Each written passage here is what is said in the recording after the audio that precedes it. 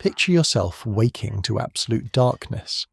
Not the cozy darkness of your bedroom with streetlight bleeding through curtains, but a blackness so complete you can't tell if your eyes are open or closed. Your wrists ache where iron manacles bite into swollen skin. The stone floor beneath you radiates cold that seeps through your bones like water through cracked pottery. Your mouth tastes of copper and desperation, and your stomach howls. This is a medieval dungeon. You're chained here, and nobody's coming with breakfast. So before you get comfortable, take a moment to like the video and subscribe, but only if you genuinely enjoy what I do here. Drop a comment telling me where you're watching from and what time it is there. I love knowing this community spans the globe, all of us pondering history's darkest corners together. Now dim the lights, maybe turn on a fan for that soft background hum, and let's ease into tonight's journey together. You probably won't survive this, by the way, not the real version. Medieval dungeon survival rates hovered somewhere between grim and please just kill me now. But what's fascinating, what keeps historians awake at night, isn't that prisoners died. It's that so many somehow didn't. Without refrigeration, without kitchens, without consistent deliveries or human decency, some prisoners endured months, even years, in conditions that should have killed them in weeks. The question isn't really what did they eat? The question is, how did they eat at all? Let's start with the obvious problem. You're chained in a stone chamber, possibly underground, definitely windowless. There's no kitchen, no pantry, no servant arriving with a silver tray. In fact, there's a very real chance that nobody even remembers you're here. Medieval record-keeping was spotty at best, catastrophically negligent at worst. Prisoners disappeared into dungeons the way ships disappeared into fog, theoretically trackable, practically forgotten. Your first meal, if it comes, might arrive in an hour, or 3 days. There's no schedule, no breakfast bell. The dungeon operates outside time, outside law, outside the normal human rhythms of dawn and dinner. You exist now in a space where food is not a right, not an expectation, but a bizarre form of currency, charity, and occasionally torture. The bowl, when it finally scrapes across stone toward you, contains something brown.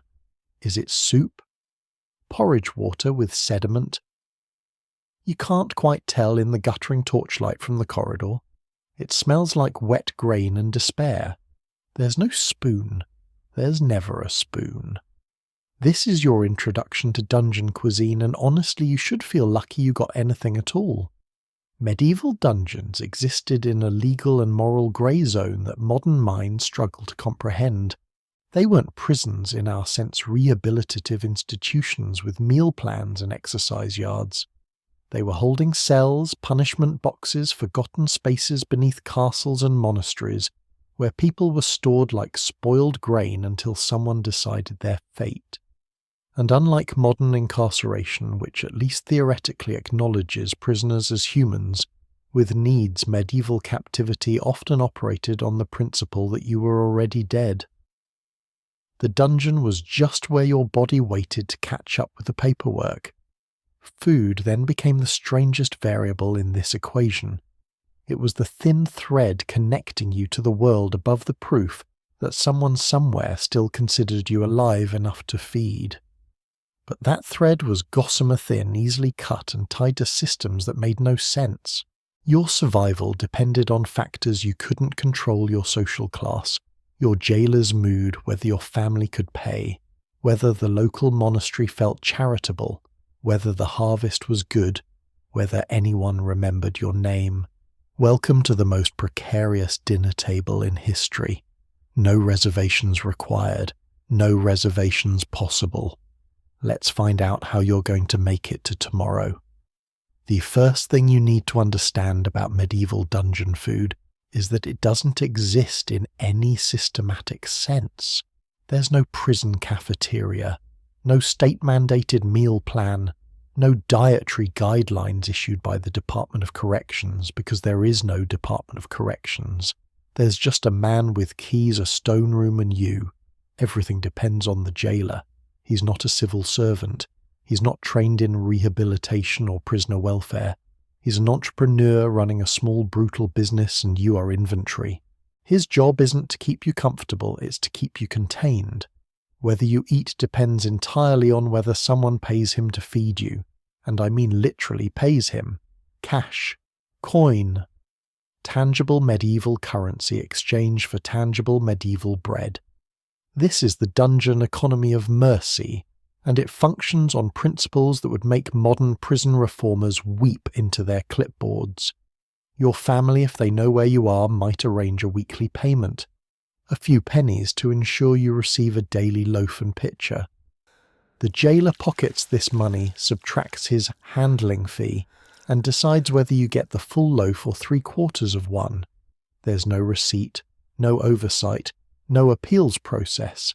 If he decides to spend your bread money on ale and give you mouldy crusts instead, well, are you going to complain to whom? Some prisoners had wealthy relatives or powerful friends who paid handsomely for upgraded treatment. These lucky few received not just food, but actual meals, meat pies, cheese, wine, blankets, even visiting privileges. The jailer became their servant, in a sense motivated by profit to keep them healthy enough to continue generating revenue.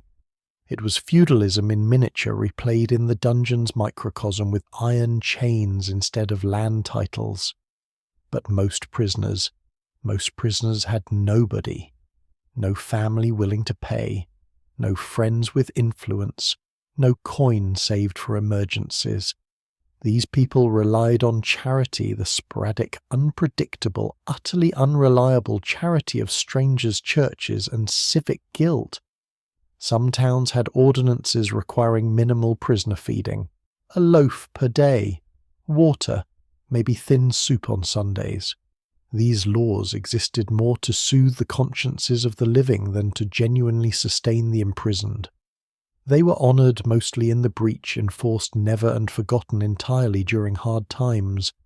Monasteries sometimes stepped in. Monks took seriously the biblical injunction to feed the hungry, clothe the naked, visit the imprisoned. Lay brothers would trek to local dungeons with bread baskets, ladling out provisions like they were feeding ravens mechanically, dutifully, without much eye contact. This food was survival grade. Coarse rye bread that sat in your stomach like a stone. Vegetable water that might have seen an onion once from a distance. It kept you technically alive, which is all charity promised. Historians still argue whether these monastic deliveries were genuinely compassionate or simply pragmatic. Dead prisoners sometimes caused legal complications, and feeding them minimally cost less than dealing with corpses and inquiries. Then there were the prisoners who had nothing and no one. They survived, if that's the word, on the jailer's whim, on his wife's occasional pity, on scraps from the guard's own meals. A crust tossed through the bars. Spoiled stew the guards wouldn't eat. Bones already gnawed clean, but still technically edible, if you had strong enough teeth and weak enough pride. You learned quickly not to refuse anything. That brown sludge that might be rotten grain, you ate it. That water with things floating in it, you drank. Your body in its wisdom recalibrated its expectations.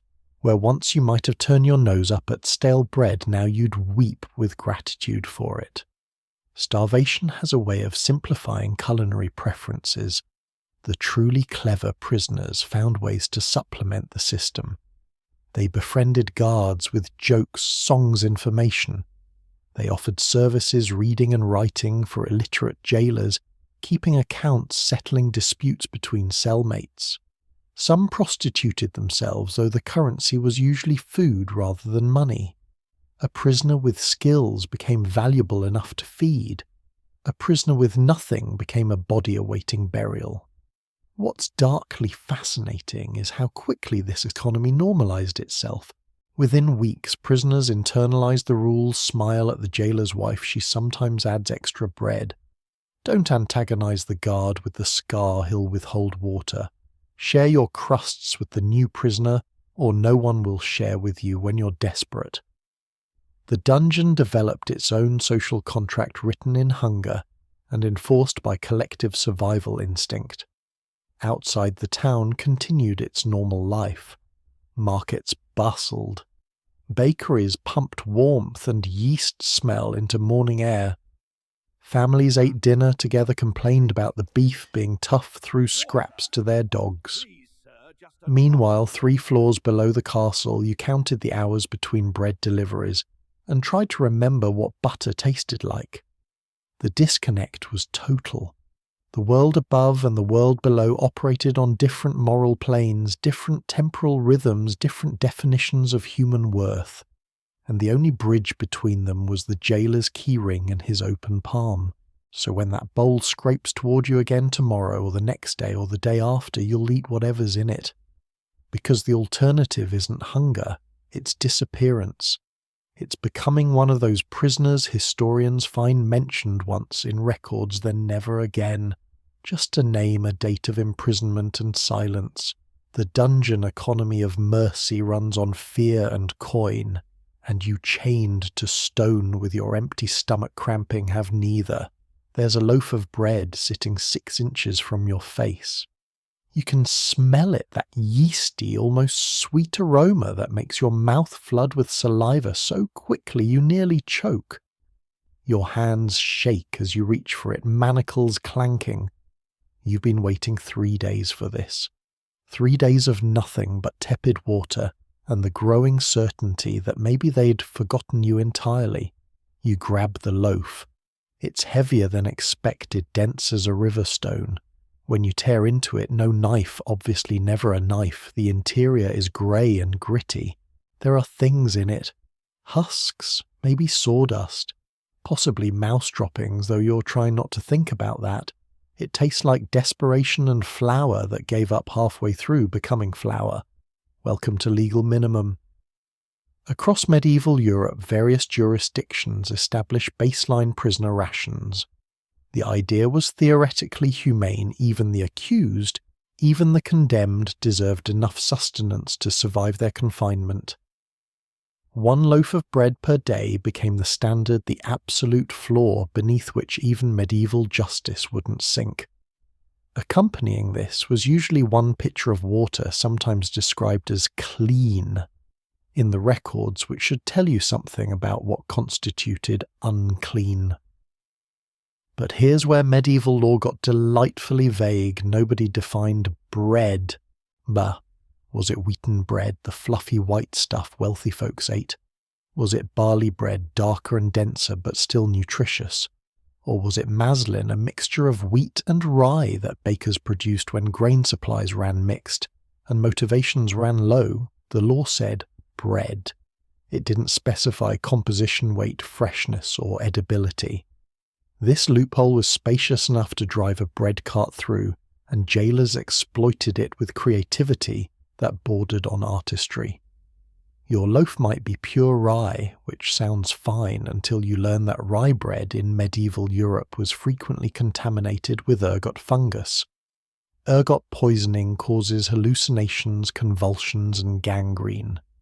Prisoners reported seeing demons, feeling their limbs burn, experiencing sensations of insects crawling beneath their skin. Was it supernatural torment or bad grain?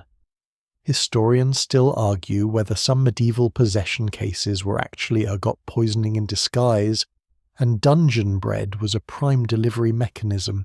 The loaf might be adulterated, cut with sawdust chalk or ground-dried peas to stretch limited flour supplies. Bakers did this routinely during famines, and dungeon bakers did it routinely always, because who's going to complain you're chained to a wall? Your Yelp review means nothing here. Weight varied wildly. A loaf could be 2 pounds or 6 ounces depending on the baker's conscience and the jailer's instructions. Some prisons received standardized weights from municipal authorities. You can find these measurements in town records, little bureaucratic notes that say things like, prisoner bread shall weigh no less than 16 ounces. But enforcement was theoretical at best. The jailer bought from the cheapest baker who produced the lightest loaves, and everyone pocketed the difference. The water situation was somehow worse. One pitcher sounds reasonable until you consider pitcher of what size, filled, how full. Fresh water or the brackish stuff from the well that gave half the town dysentery last summer. The law didn't specify naturally, so prisoners received whatever the jailer felt like providing. Sometimes it was genuinely clean, well water drawn fresh that morning. Sometimes it was rainwater collected in barrels where rats had drowned. Sometimes it was just damp.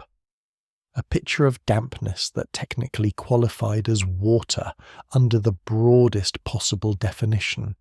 You learned to let it sit if you had time, let the sediment settle, skim off the film on top, drink from the middle portion, and try not to think about what you were leaving at the bottom. Some prisoners tied cloth scraps over the pitcher's mouth as a crude filter. Others just drank it straight and dealt with the stomach cramps later, because thirst doesn't negotiate. Certain jurisdictions added extras to the minimum. Sunday soup, for instance, a thin vegetable broth served once weekly, usually containing more water than vegetables, but theoretically providing vitamins. Or feast day rations where prisoners received double portions on Christmas and Easter, a gesture of Christian charity that acknowledged their humanity exactly twice per year. These extras were the first thing cut during hard times.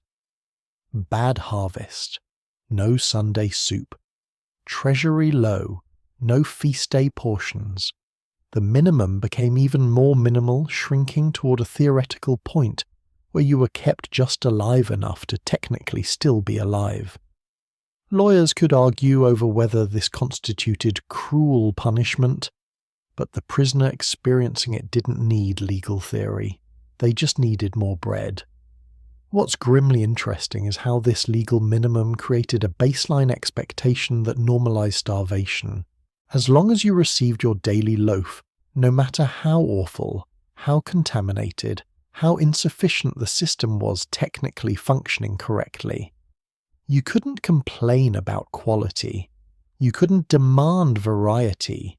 You got bread and water, which is what the law promised, and if you were wasting away anyway, well, maybe you should have thought about that before getting arrested. Some prisoners tried to game the system.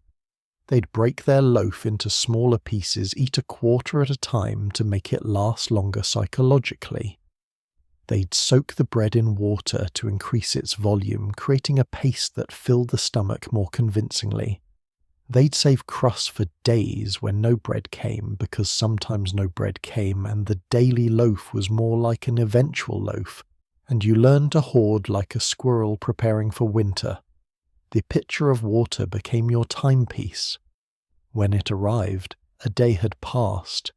When it didn't, time became meaningless. You existed in a space measured not by hours but by thirst, by the cracking of your lips, by how your tongue swelled in your mouth like a foreign object, and tomorrow, if you're lucky, another loaf will come. Grey dense, possibly toxic, but undeniably real. You'll eat every crumb because that's what the law requires you receive, and it's not the law's fault if you're still hungry afterward. The loaf and the pitcher keep you technically alive, which is exactly the problem. You're not dying fast enough to escape, but you're not living well enough to feel human. Your body exists in this grey zone between function and failure, and you'd sell your soul if you still believed you had one for something that isn't bread and water. Good news, you can buy upgrades. Bad news, everything costs. Welcome to the jailer's menu, where every comfort has a price, and the prices are whatever he decides they are today. You want butter for that bread? 2 pennies. Seems reasonable until you realise 2 pennies is half a day's wage for a labourer outside these walls, and your family has to scrape together that coin while also feeding themselves and wondering if you're even worth it. The butter, when it arrives, is rancid. You eat it anyway. You paid for butter, you're getting butter, and complaining would just make tomorrow's butter worse. Meat is the holy grail. A piece of salted pork, a chicken leg, a slice of mutton protein that your body screams for after weeks of pure carbohydrates.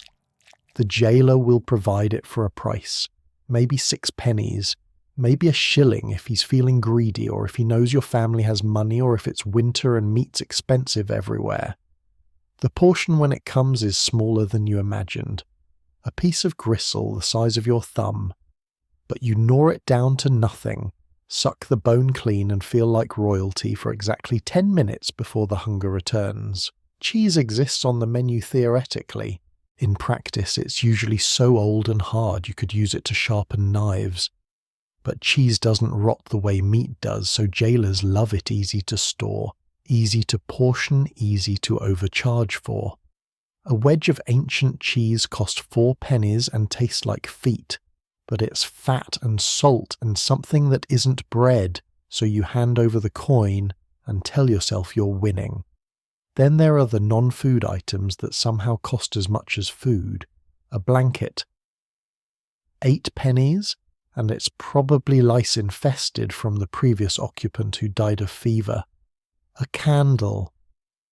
3 pennies per stick, and it's made from tallow that smells like rendering fat because it is rendering fat.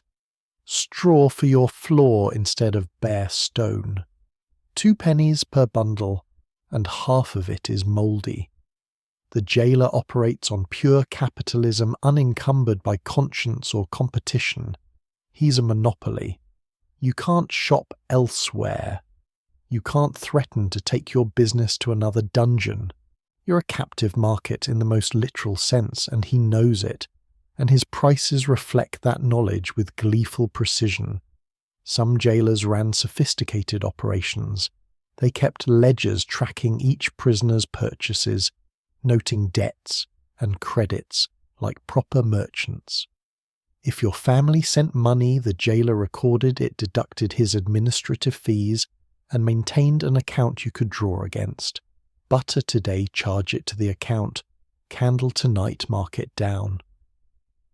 By the time you were released, if you were released, you might owe more than you arrived with, financially speaking.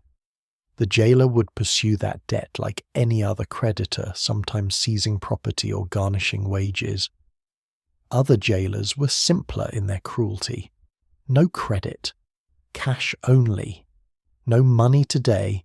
No extras today. Watching other prisoners eat their purchased meat while you chewed your daily bread taught you exactly where you ranked in the universe's hierarchy of concern. Spoiler near the bottom. The truly expensive item wasn't food at all, it was information. News from outside cost dearly. Is the war over? Did the trial happen yet?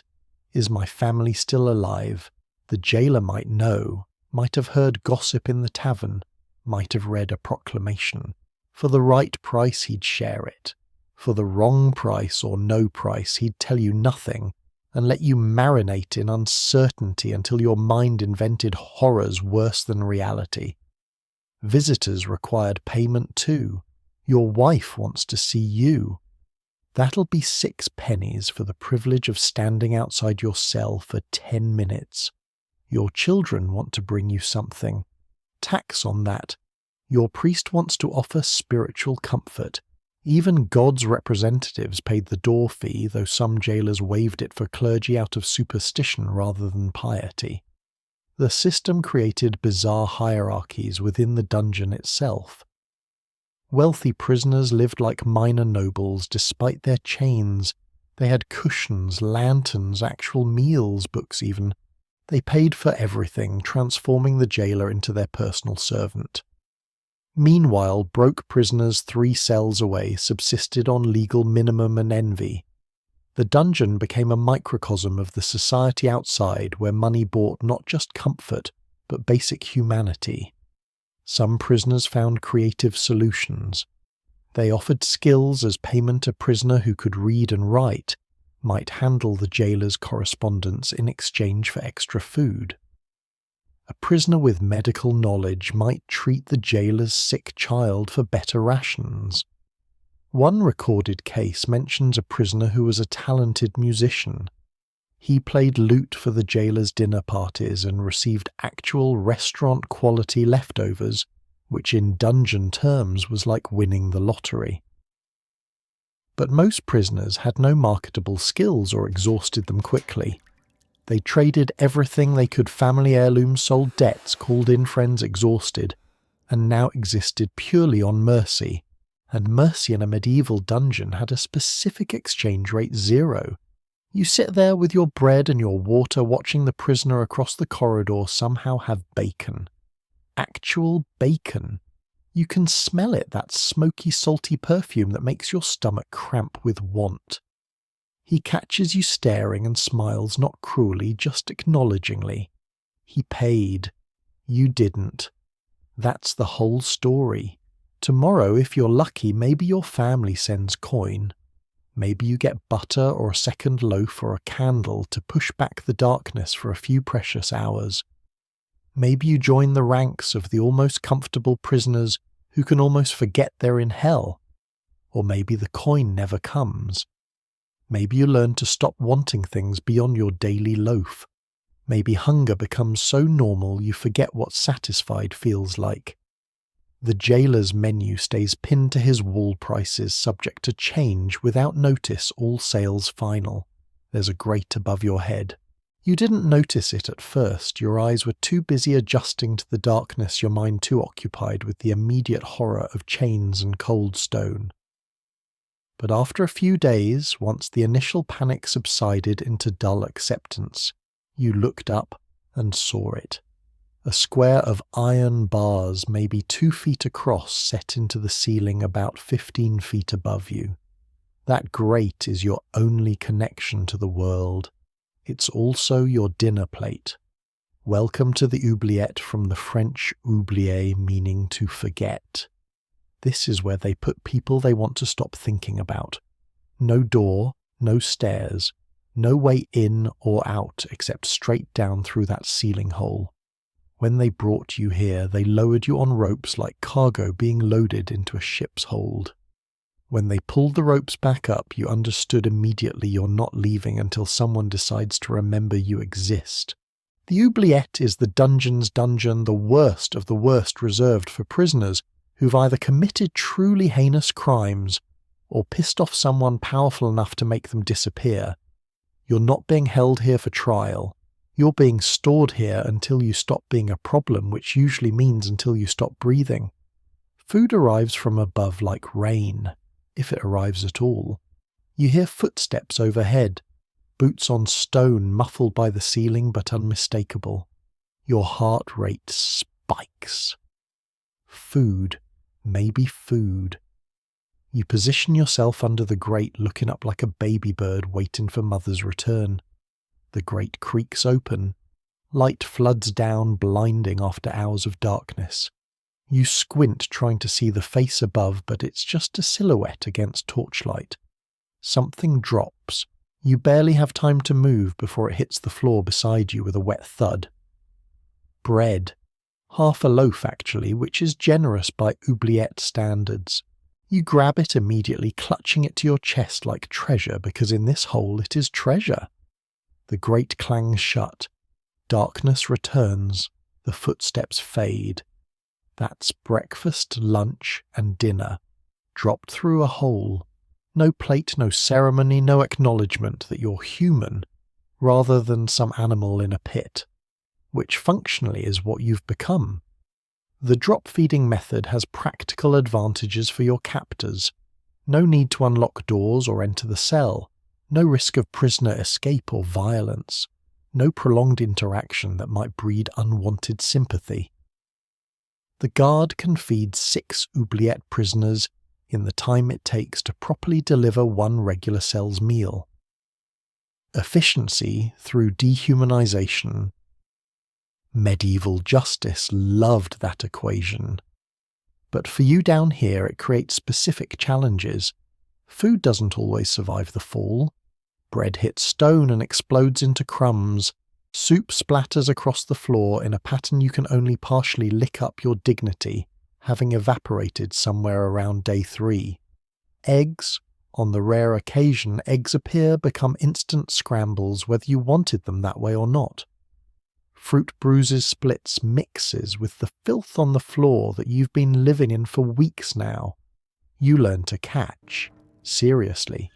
You develop reflexes like some desperate circus performer hands, outstretched eyes trained upward, ready to intercept falling food before it hits ground. Sometimes you succeed. The satisfaction of catching a full apple mid-air in near-total darkness becomes a peak life experience.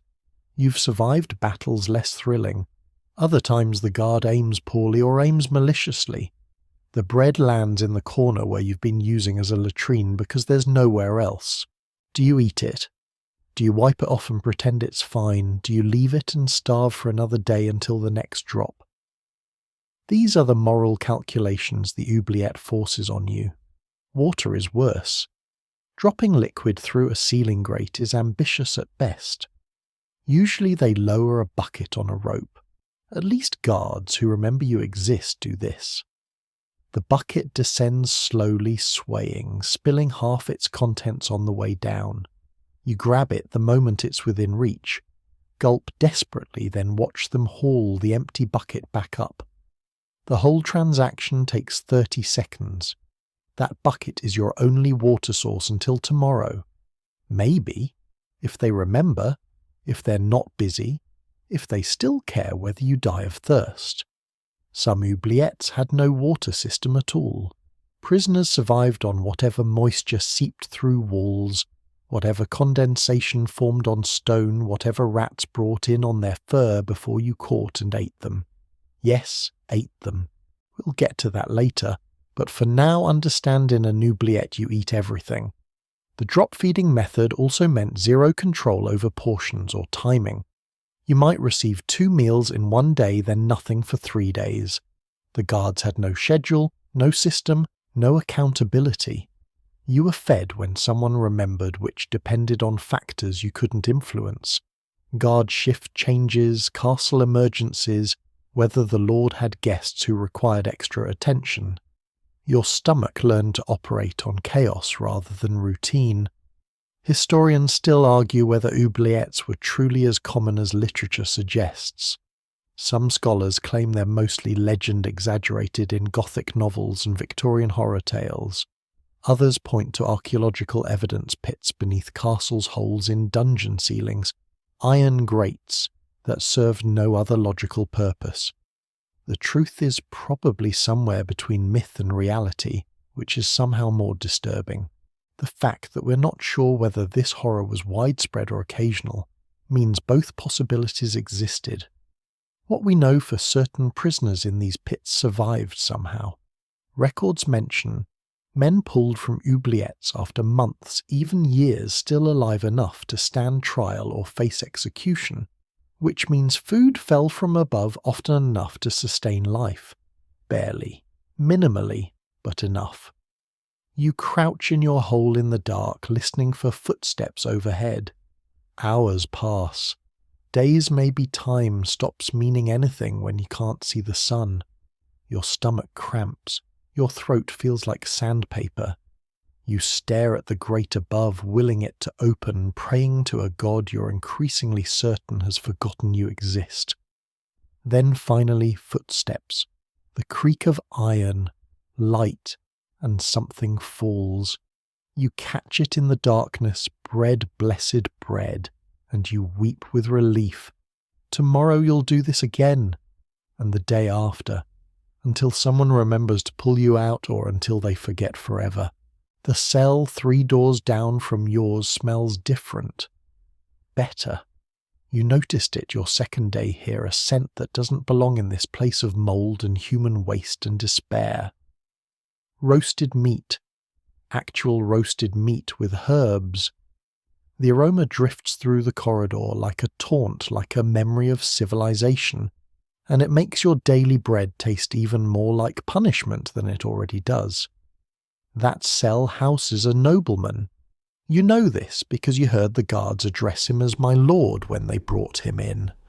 You also know because he's eating like a human being while you're eating like a forgotten dog. Welcome to the two-tier system of medieval imprisonment, where your social class followed you through the dungeon door and determined whether you suffered or merely endured. Noble prisoners were valuable. They were ransomable, negotiable, politically useful. Kill a noble through neglect, and you've created an international incident, a blood feud, a reason for armies to march. Keep them comfortable, and you've maintained diplomatic leverage. The difference in food quality between noble and common prisoners wasn't cruelty, it was strategy. That nobleman 3 doors down receives proper meals, not daily bread and tepid water, but actual cuisine prepared in actual kitchens. Roasted chicken, beef stew, cheese that hasn't turned into a biological weapon. Bread made from wheat flour, not sawdust and hope. Wine, real wine, not the vinegar you occasionally receive. His family pays handsomely for these privileges, and the jailer, ever the entrepreneur, happily provides them. Some noble prisoners had servants attend them in their cells. Actual servants allowed in daily to dress them, clean their quarters, serve meals on proper plates with proper utensils. The dungeon became a bizarre aristocratic pantomime where everyone pretended this was merely an unfortunate hotel stay, rather than imprisonment. The noble would dine, receive visitors, conduct business through the bars and maintain their dignity, while you 20 feet away gnawed mouldy bread in chains. The disparity was intentional and visible. Medieval society functioned on rigid class hierarchies, and prison was no exception. A noble's body was literally worth more than yours. This was legal fact, not metaphor. If someone injured a noble, the fine was higher. If someone killed a noble, the punishment was more severe. That same logic extended to feeding them. Their stomachs deserved better treatment than your stomach. The universe was ordered this way, and the dungeon merely reflected cosmic truth. Some nobles negotiated their imprisonment terms before surrender. Captured knights would arrange terms of confinement, a private room, daily exercise quality, food, visiting privileges, access to books. These weren't favours, they were contractual agreements, part of the ransom arrangement. The captor honoured these terms because breaking them violated the complex honour system that governed noble warfare. You don't torture a captured duke if you want other dukes to treat your captured brother well when your family's turn comes. But commoners had no such protections. No honour system covered you. No international rules governed your treatment.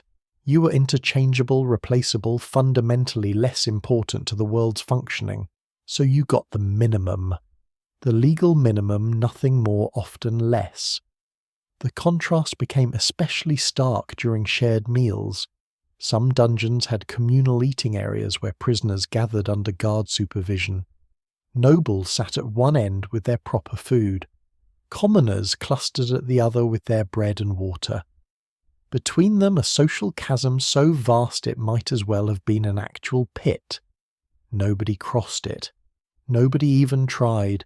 The nobleman didn't feel guilty about his roasted chicken, and you didn't feel entitled to demand a piece. This was just how the world worked.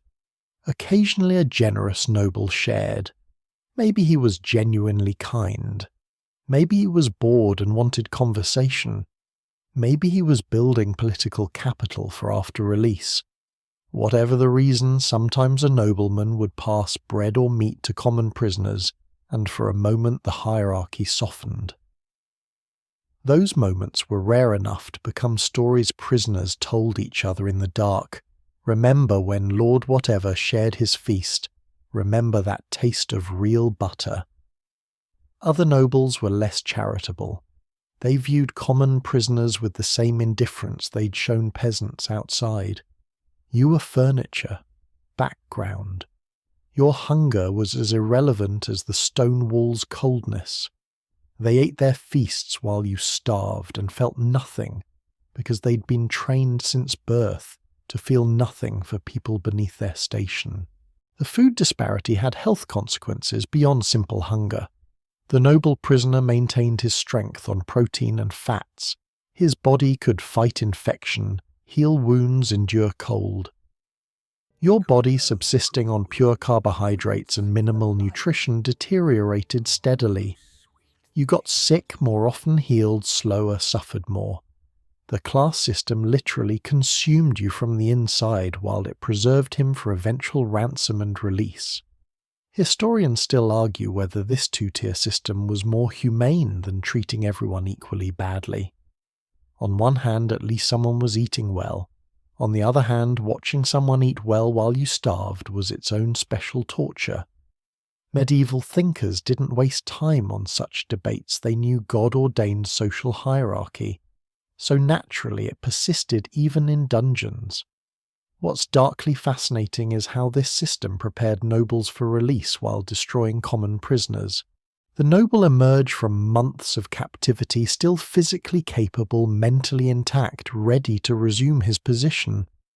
You emerged if you emerged wasted, damaged, fundamentally altered. Prison marked you permanently while barely touching him. You press your face to your cell bars, inhaling the scent of that roasted meat from 3 doors down. Your stomach cramps with want. The nobleman laughs at something, you hear it clearly, a comfortable laugh, well-fed and confident. You wonder what he's reading. You wonder what his wine tastes like. You wonder if he knows you exist. Then you remember he probably doesn't. To him, you're just part of the dungeon's ambient noise. A groan in the dark, a rattle of chains, nothing worth noticing. You turn back to your bread. It's the same as yesterday's. It will be the same tomorrow, and that nobleman will keep eating chicken, and the universe will keep spinning exactly as it was designed to spin. The monastery dungeon smells different from the castle dungeon. Less blood, more incense. Less desperation, more resignation. You were transferred here after your trial. Something about church jurisdiction, your crime falling under ecclesiastical rather than secular law. You didn't understand the legal details. You just understood new prison, new jailer, new rules. The monk who brings your food wears undyed wool and says nothing. He slides a wooden bowl through the bars, makes the sign of the cross and leaves. You look down at the bowl's contents: porridge. Grey thick porridge that smells faintly of oats and disappointment. No salt, definitely no butter. Just oats boiled in water until they achieved a consistency somewhere between paste and regret. Welcome to monastic imprisonment, where your body's suffering serves your soul's salvation. Church prisons operated on fundamentally different principles than secular ones. The goal wasn't punishment, it was penance. Your body needed to suffer so your soul could heal. Hunger wasn't cruelty, it was medicine. The sparse food, the bland meals, the calculated deprivation, all designed to mortify the flesh and redirect your thoughts toward God. Every hunger pang was an opportunity for prayer. Every empty stomach was a step toward redemption. The portions were consistent at least. Monasteries ran on schedules carved in stone by centuries of rule observance. Lord's Prime, terse, sext. Nun Vespers compline the day divided into prayer hours, and prisoners ate according to that same rhythm. Breakfast after prime, dinner after nun. No variation, no negotiation, no jailer's whim determining when you ate. The predictability was almost comforting, like the universe had decided to be cruel on a dependable schedule. But the food itself was relentlessly monotonous. Porridge for breakfast, vegetable pottage for dinner, basically watery soup with whatever root vegetables the monastery garden produced. Turnips mostly. Medieval cuisine featured an astonishing amount of turnips, and monastic cuisine doubled down on that trend. Occasionally you'd get onions, which was exciting in a way that would horrify your former self, but thrilled your current prison-adapted palate. Bread appeared daily but followed strict rules. On ordinary days, coarse barley bread, one modest loaf. On Fridays, and during Lent, even coarser bread, even smaller portions, because deprivation honoured Christ's sacrifice.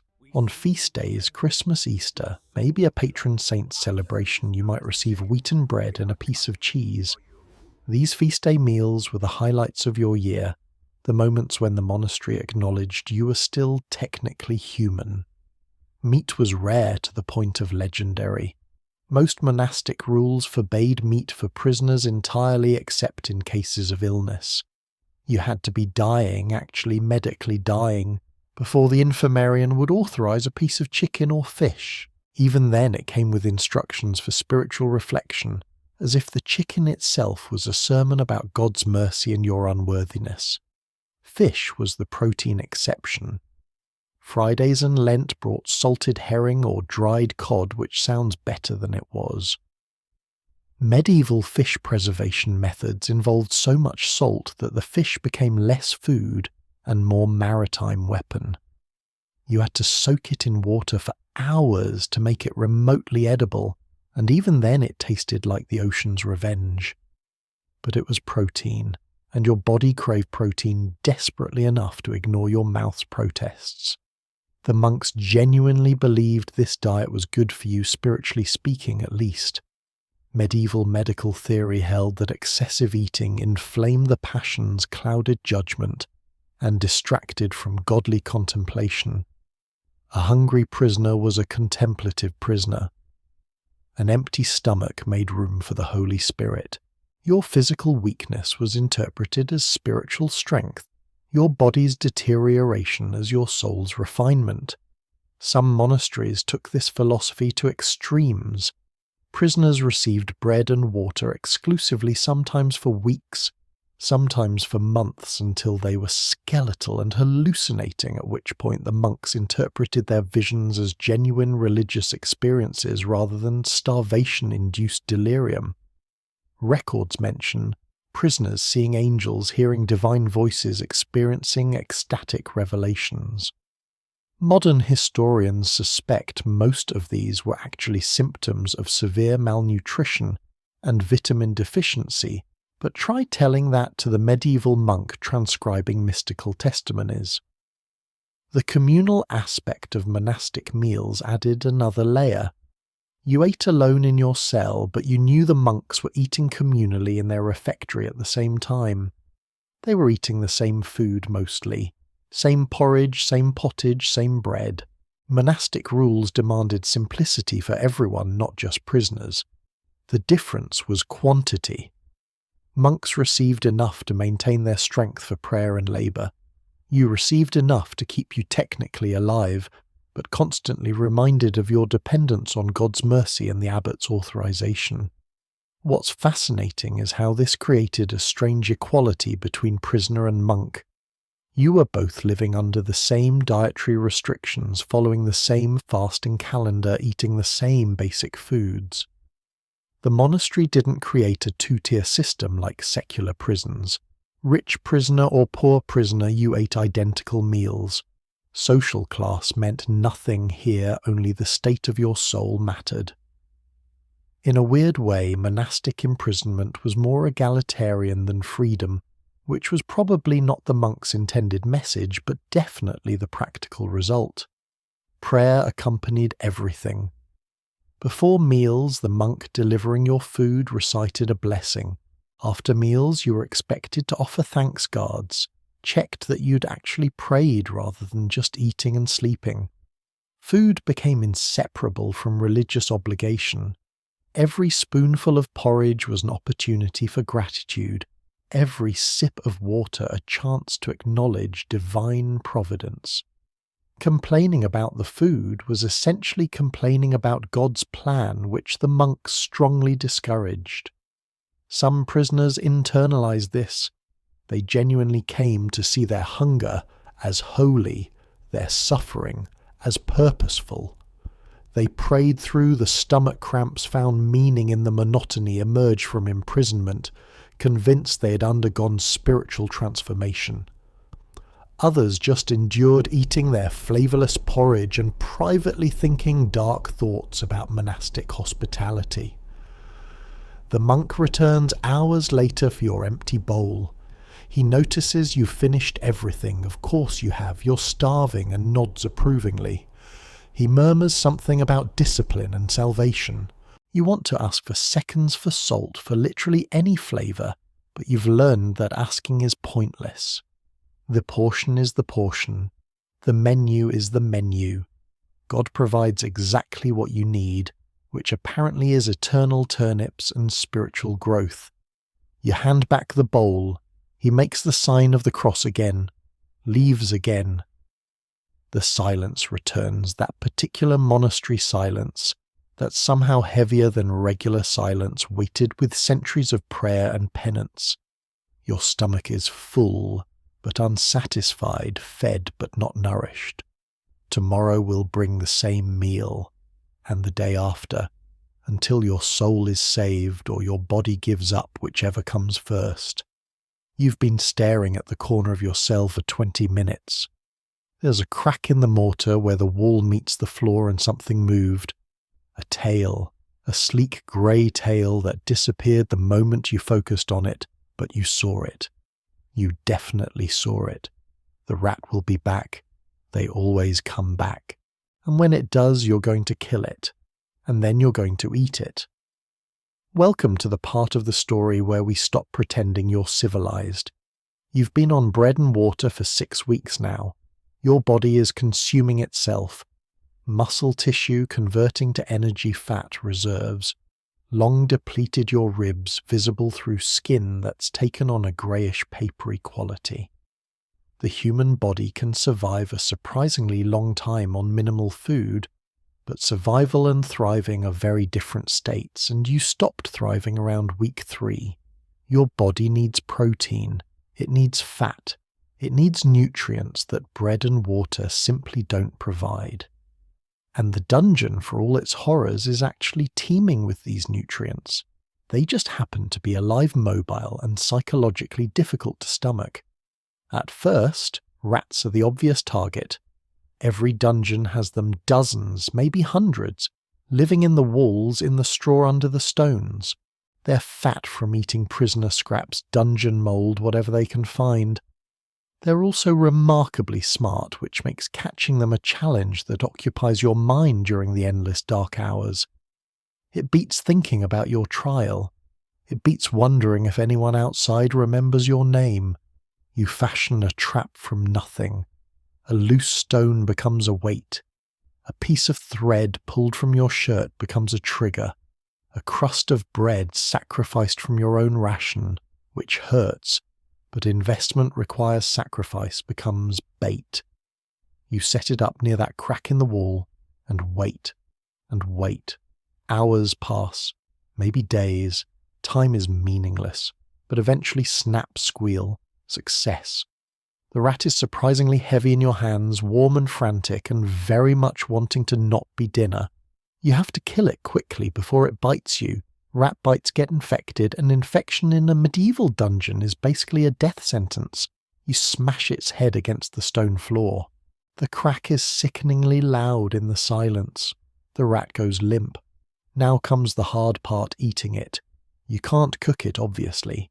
No fire, no tools. What you have is raw rat and hunger strong enough to overcome every instinct of disgust your civilized upbringing instilled. You skin it as best you can with your fingernails. The hide is tougher than expected, but eventually you get it mostly off.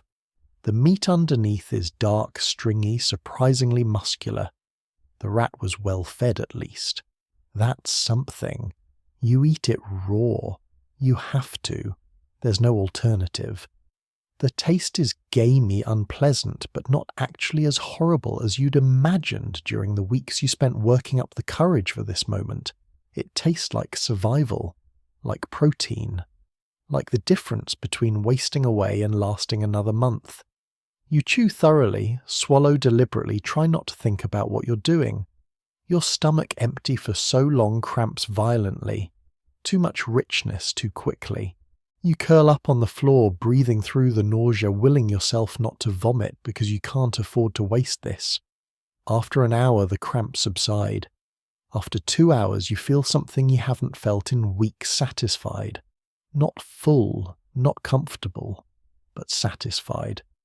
Your body recognizes that it received something useful, something it can actually build with rather than just slowly convert to nothing. You become a hunter. It's absurd and medieval and absolutely necessary. You refine your trapping technique. You learn rat behavior when they're active, where they travel, what attracts them. You sacrifice portions of your bread ration as bait, calculating that the protein return is worth the carbohydrate loss. Sometimes you catch 2 in a day.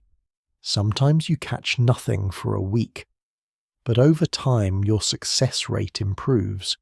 Other prisoners do this too. You hear them in the darkness, the snap of makeshift traps, the brief squeals, the silence that follows. Nobody talks about it. There's a collective shame, a shared understanding that you've all crossed a line from prisoner to something more primitive. But you've also all learned the same lesson: pride doesn't keep you alive. Protein does. Insects become food too. Beetles, spiders, anything with enough body mass to justify the effort of catching it. You eat them without ceremony, just grab, bite, swallow. They're crunchy, usually flavourless, occasionally bitter. Some prisoners claim certain beetles taste better than others, develop preferences, rate them like wine vintages. You think they're joking until you realise they're not. When food is this scarce, you develop opinions about everything edible. The truly desperate eat worse things. The mould growing on walls, some of it is probably edible, some of it is definitely toxic. Good luck figuring out which is which. The straw on your floor, you can chew it for the fibre, though it provides zero nutrition and sometimes cuts your mouth. Even your own leather shoes become tempting during the longest stretches between bread deliveries. Leather is just preserved animal hide. Technically edible, practically horrifying. But several prisoners have done it and survived to tell the tale. What's grimly fascinating is how quickly this becomes normal. Your first rat was a psychological crisis, a moral event, a moment of profound degradation. Your 10th rat was Tuesday. Your body stopped caring about the source of protein and just gratefully accepted it. Your mind followed. You stopped thinking of yourself as a person temporarily imprisoned and started thinking of yourself as a prisoner adapting to imprisonment. The difference seems subtle, but it's everything. Historians still argue whether guards knew about and tolerated this supplementary diet. Some probably did. Keeping prisoners barely alive on minimal cost was efficient, and if they found their own protein, that was less work. Others probably didn't care enough to notice. A few actively encouraged it, viewing prisoner degradation as part of the punishment. There's a record of one jailer who would release extra rats into cells specifically to give prisoners hunting opportunities, which he found hilarious in a way that says concerning things about his sense of humour. The rat trap snaps again. You've caught another. This one's bigger, pregnant maybe, or just particularly successful at finding food. You dispatch it quickly, efficiently, without emotion. Your hands no longer shake. Your stomach no longer rebels. This is just what you do now. This is how you survive. You eat in the darkness, tearing meat from tiny bones, and you think about how you used to complain when dinner was served lukewarm. How you'd turn your nose up at dishes that weren't seasoned perfectly. How you threw away food because you were full and couldn't be bothered to save leftovers. That person is dead. You ate him somewhere around the 3rd rat. What's left is someone hard, a stranger, infinitely better at survival and infinitely worse at being human. The bones you'll save. Tomorrow you'll suck the marrow. Nothing gets wasted anymore. Nothing can be wasted. The dungeon taught you that lesson thoroughly. The pitcher arrives and you know immediately something's wrong. The water is cloudy, not clear but dim like usual, actually cloudy with things floating in it. You hold it up to the thin light seeping through your cell's single narrow window and see sediment swirling tiny particles suspended in liquid that's supposed to keep you alive. You have a choice: drink it or die of thirst. It's not much of a choice. Welcome to the water problem, the silent killer of medieval dungeons, more efficient than starvation and far more miserable. Everyone focuses on food when they imagine medieval imprisonment. The bread, the deprivation, the hunger. But water is actually the crisis. Humans can survive weeks without food. You can last maybe 3 to 5 days without waterless in cold stone dungeons, where your body burns energy just maintaining temperature. And medieval water supplies were, to put it charitably, questionable at best, and actively lethal at worst. The castle well is shared by everyone: guards, servants, animals, prisoners. Water drawn in the morning is relatively fresh. Water drawn in the evening has been sitting in buckets all day, developing what medieval people called bad humours and what we'd call bacterial cultures. Your pitcher receives whatever's left after everyone else has drawn their share. Bottom of the barrel water literally complete with all the sediment rust from metal buckets and mysterious biological matter that accumulated during the day. Some dungeons had their own wells, which sounds convenient until you learn they're usually located in the lowest levels, where groundwater seeps through stone. This water is cold, mineral heavy, and frequently contaminated by the dungeon's own waste. Medieval understanding of sanitation was primitive. They knew waste smelled bad, but they didn't understand bacterial contamination. So latrine pits were often distressingly close to water sources, and groundwater carried whatever dissolved through soil from one to the other. You learn to examine your water carefully before drinking. Hold it to the light. Look for visible movement: worms, insect larvae, anything alive enough to be seen. Smell it. Truly contaminated water has a distinctive odour, sulphurous or rotten. If it smells actively bad, you face another impossible choice: drink poison or die of dehydration. Most prisoners drank. Most suffered the consequences. Dysentery was the dungeon's constant companion. The bloody flux, they called it, and once it started, it rarely stopped until you were dead or miraculously recovered. Your intestines cramped constantly, you couldn't keep food down.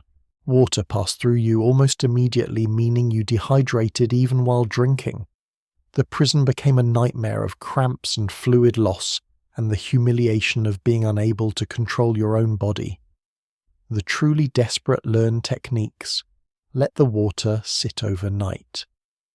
The sediment settles to the bottom, drink from the top leave. The bottom untouched.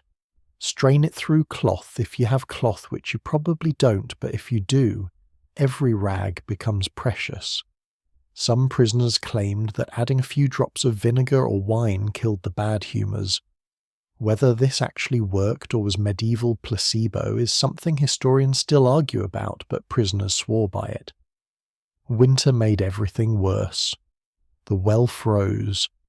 Not metaphorically, literally froze solid ice, forming over the water source, making drawing water nearly impossible. Guards had to chip through ice to reach liquid, and what they brought you was so cold it hurt your teeth to drink. Your body used precious calories just warming the water to body temperature internally. You were burning energy to consume the thing that was supposed to sustain you. Some winter days brought no water at all. The well was frozen. The guards couldn't be bothered with the effort you simply went without. Your tongue swelled. Your lips cracked and bled. You licked moisture from the cell walls where condensation formed, which was possibly even more contaminated than the well water, but at least was liquid.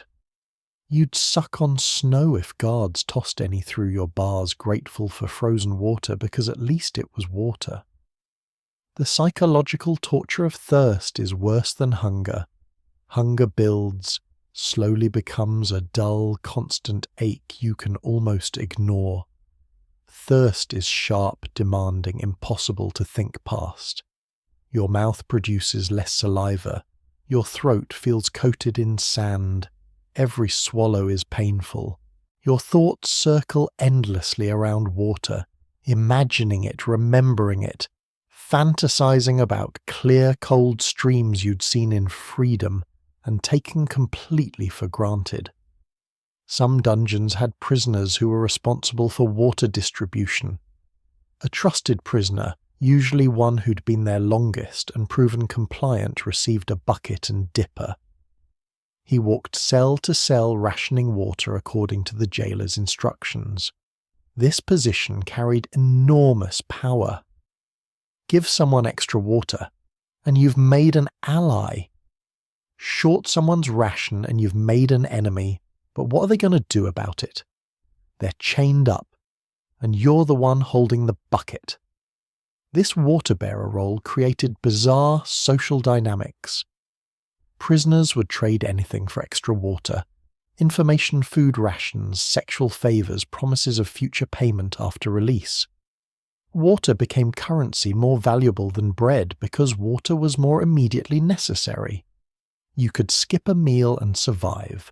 Skip water for 2 days and you're in serious danger. Guards knew this. Some used water deprivation as punishment specifically. Misbehave and you got no water today. Complain too loudly and maybe no water tomorrow either. It was simpler than physical torture, left no visible marks, and was brutally effective. After 1 day without water, most prisoners would agree to anything. After 2 days, they'd confess to crimes they hadn't committed just for 1 cup. The cruelty was sometimes casual, sometimes deliberate. A guard drinking fresh water directly in front of your cell, making exaggerated, satisfied sounds, pouring the rest on the ground rather than giving it to you. This happened. Records mention it.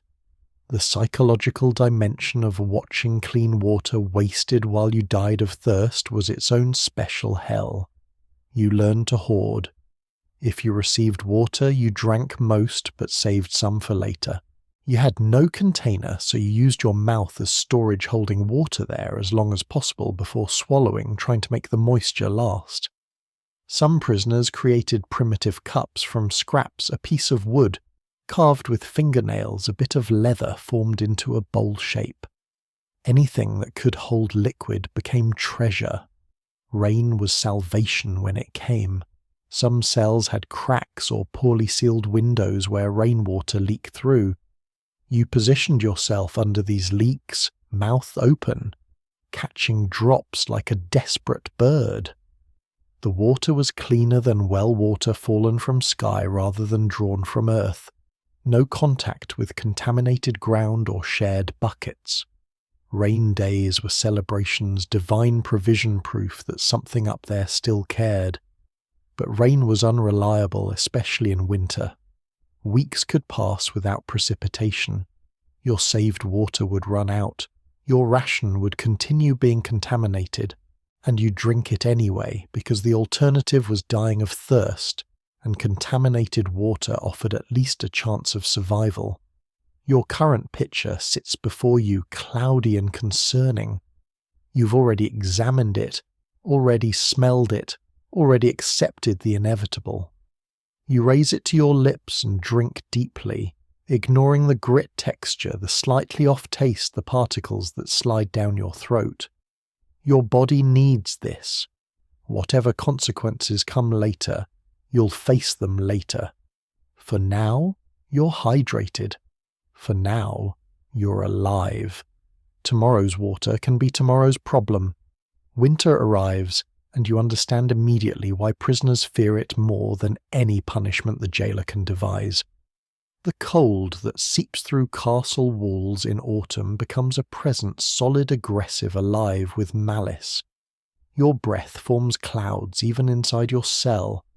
The stone walls develop a layer of frost that doesn't melt even at midday.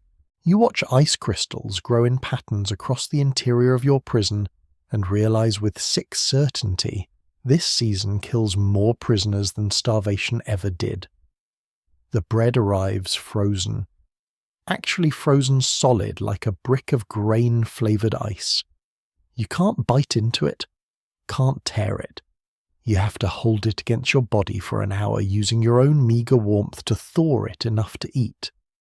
This process is exhausting. Your body's already burning every calorie just maintaining core temperature, and now you're investing heat energy into making food edible. The math doesn't work. You're spending more to eat than the eating provides. The water situation becomes catastrophic. Remember that while we discussed it's frozen now, completely. The guards chip at it with picks and axes, cursing the effort bringing up chunks of ice instead of liquid water. Your pitcher arrives with ice fragments floating in it, the water so cold it makes your teeth ache and your stomach cramp when you drink. Your body recoils from the cold, but you force it down because you need hydration more than you need comfort. Some mornings there's no water at all. The well defeated the guards' efforts. The buckets froze to the ground. The jailer decided it wasn't worth the trouble today. You go without. Your lips crack and bleed. You lick the frost from your cell walls, scraping it with your fingernails and sucking the moisture from your hands. It's barely anything, but barely anything is infinitely more than nothing. Food deliveries become erratic. Winter travel is difficult, the baker can't always reach the castle. The monastery's charity cart gets stuck in snow. The jailer's wife, who sometimes prepares prisoner meals, is ill with winter fever. Days pass without food, not because anyone's deliberately starving you, but because winter has disrupted all normal systems. You're collateral damage in the season's war against civilization. When food does arrive, it's even worse than usual. Winter vegetables mean roots and tubers that have been in storage for months. Your turnip soup contains turnips so woody they're almost inedible. Their nutrition long degraded their taste purely of earth and disappointment. The bread is often made from mixed grains, whatever the baker had left after better customers took the good flour. You chew and chew and chew, trying to extract nutrition from what's essentially compressed straw.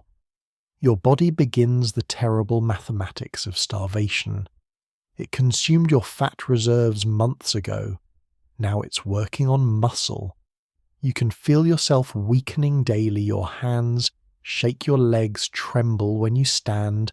Your thoughts come slowly as if wading through mud. The cold accelerates this process. Your body burns muscle just to generate heat, consuming itself to survive the night. Other prisoners start dying. You hear it, the coughing that doesn't stop the silence that follows.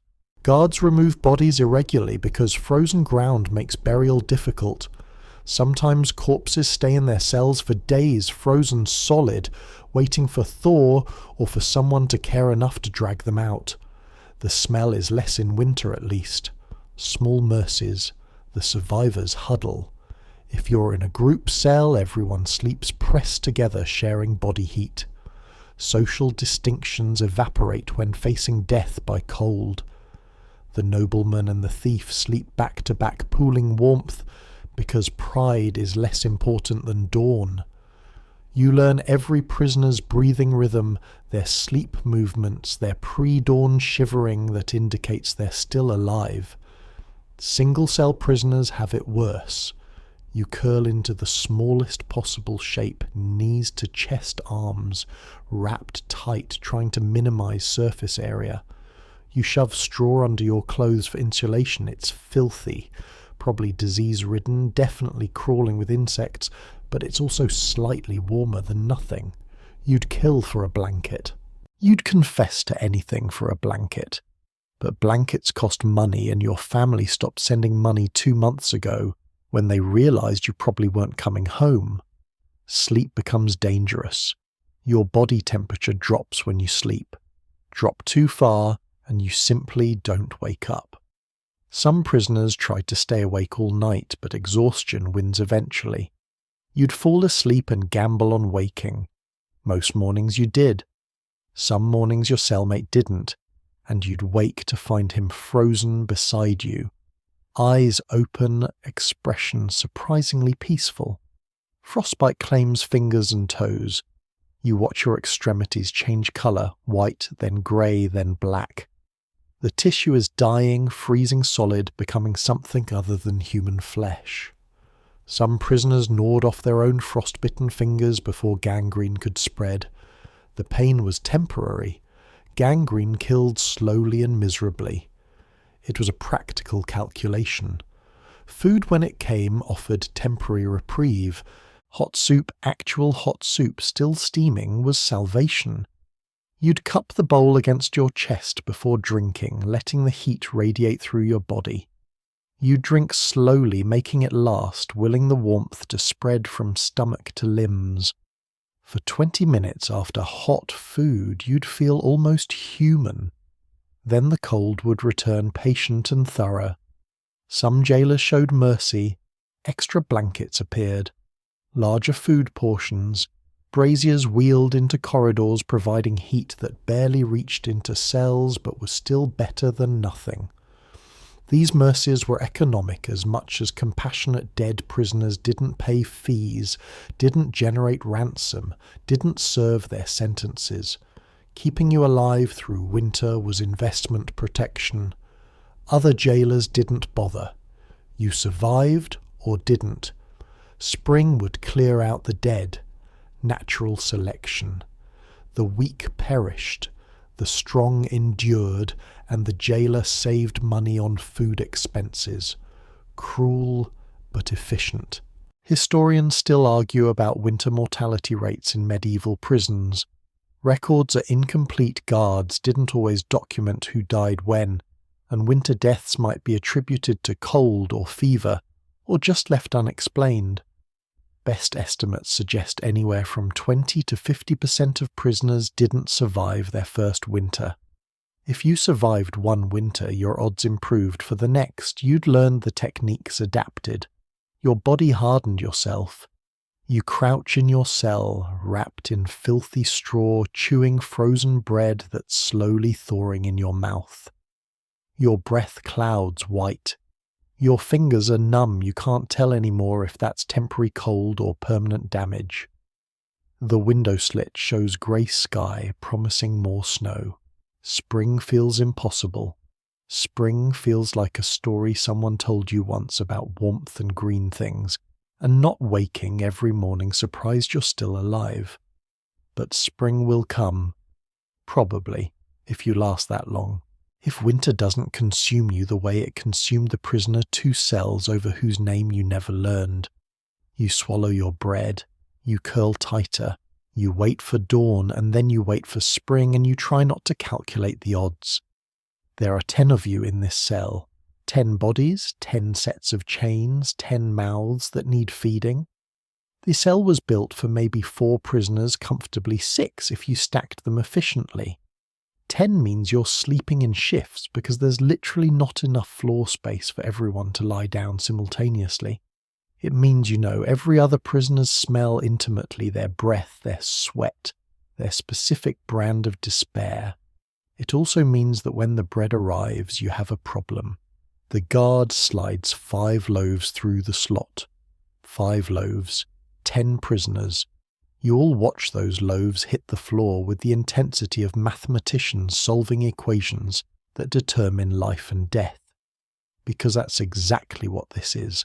Welcome to group cell dynamics, where medieval game theory turns deadly, and sharing is both survival strategy and social warfare. The obvious solution is splitting each loaf in half. 5 loaves, 10 people, everyone gets half a loaf.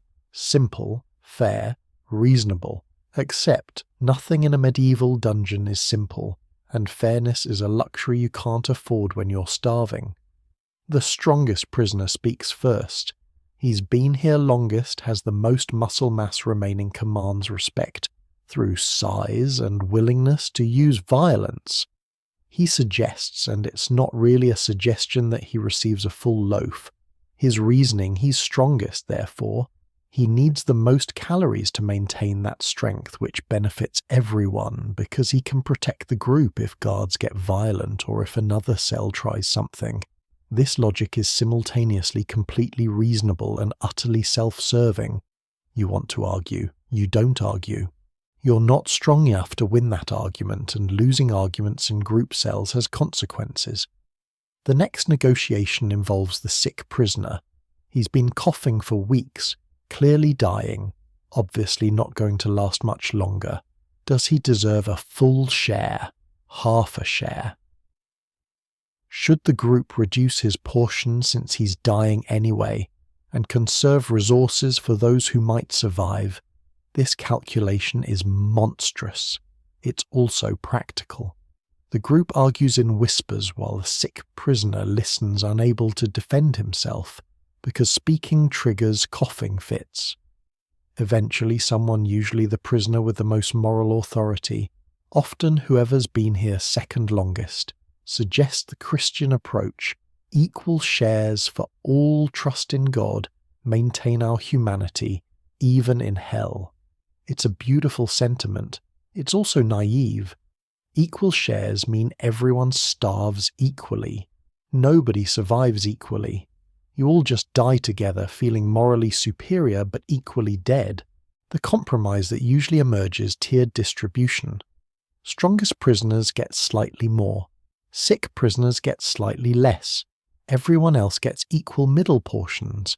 Nobody's happy with this, but everyone can live with it, literally live with it, which is the only metric that matters. But then there's the enforcement problem. You've agreed on distribution. Great. Who divides the loaves? Who ensures accurate portions? In a world without scales or measuring tools, fair division is subjective, and every prisoner knows they're being shorted even when they're not. The solution: most groups adopt rotating cutter. Each day a different prisoner divides the bread, but they choose their portion last. This incentivizes fair cutting. If you cut unequally, you'll probably end up with the smallest piece.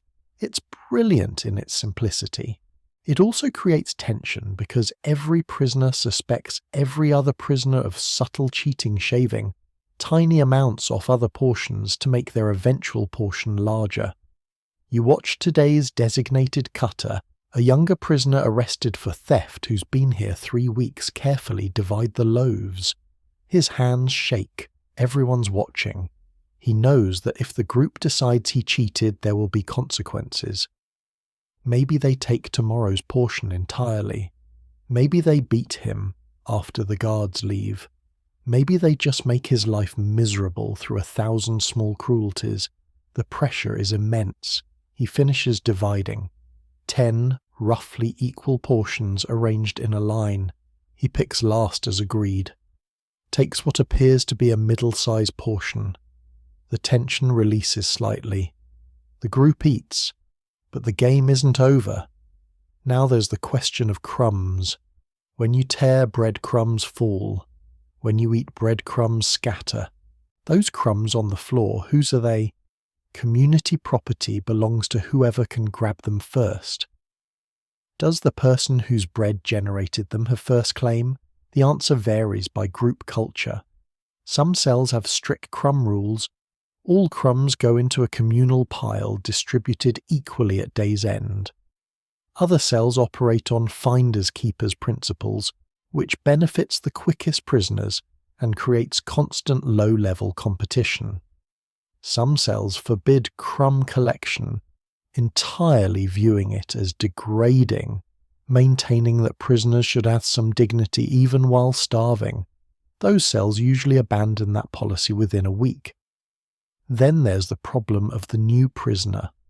A fresh body gets thrown into your cell. He's confused, terrified, asking questions. Does he get a full share immediately? Does he have to earn it? Some groups operate on seniority. New prisoners receive 3/4 portions for their first week, then graduate to full shares after proving they're not spies or informants.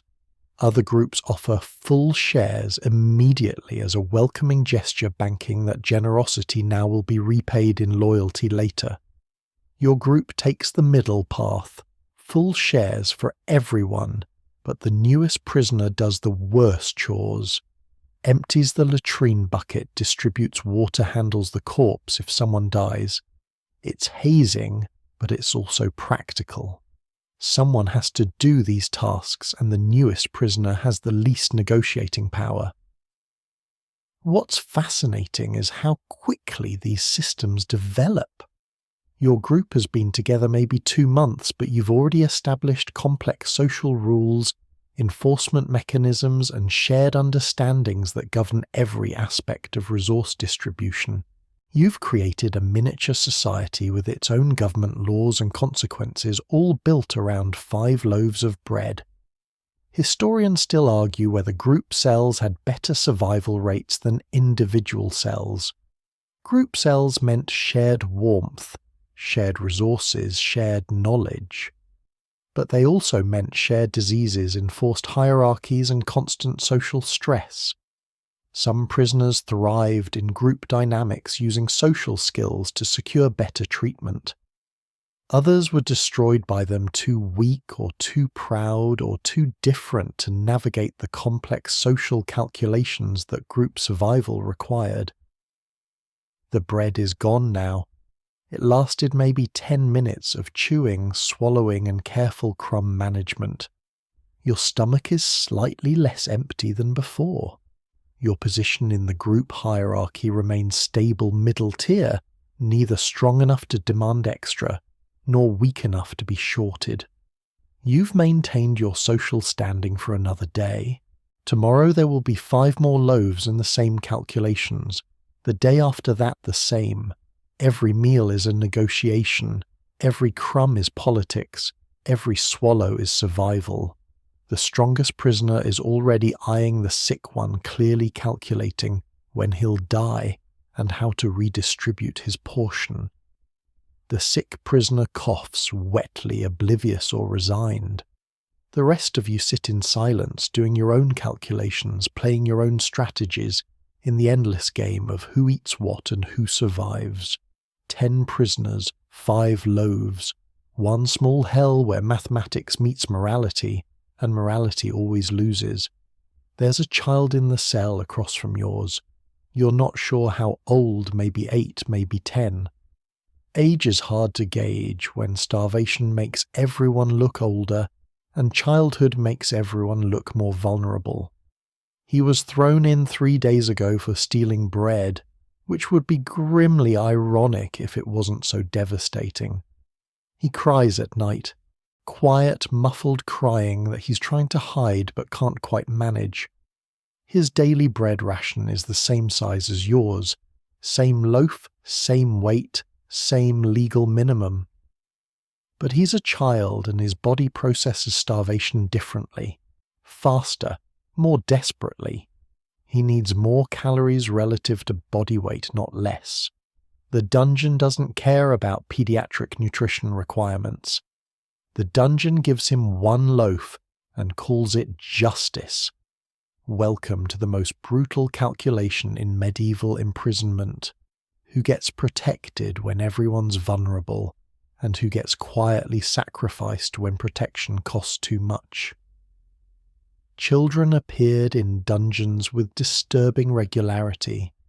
Medieval law didn't have clear age of responsibility concepts. If you committed a crime, you faced consequences regardless of how many summers you'd seen.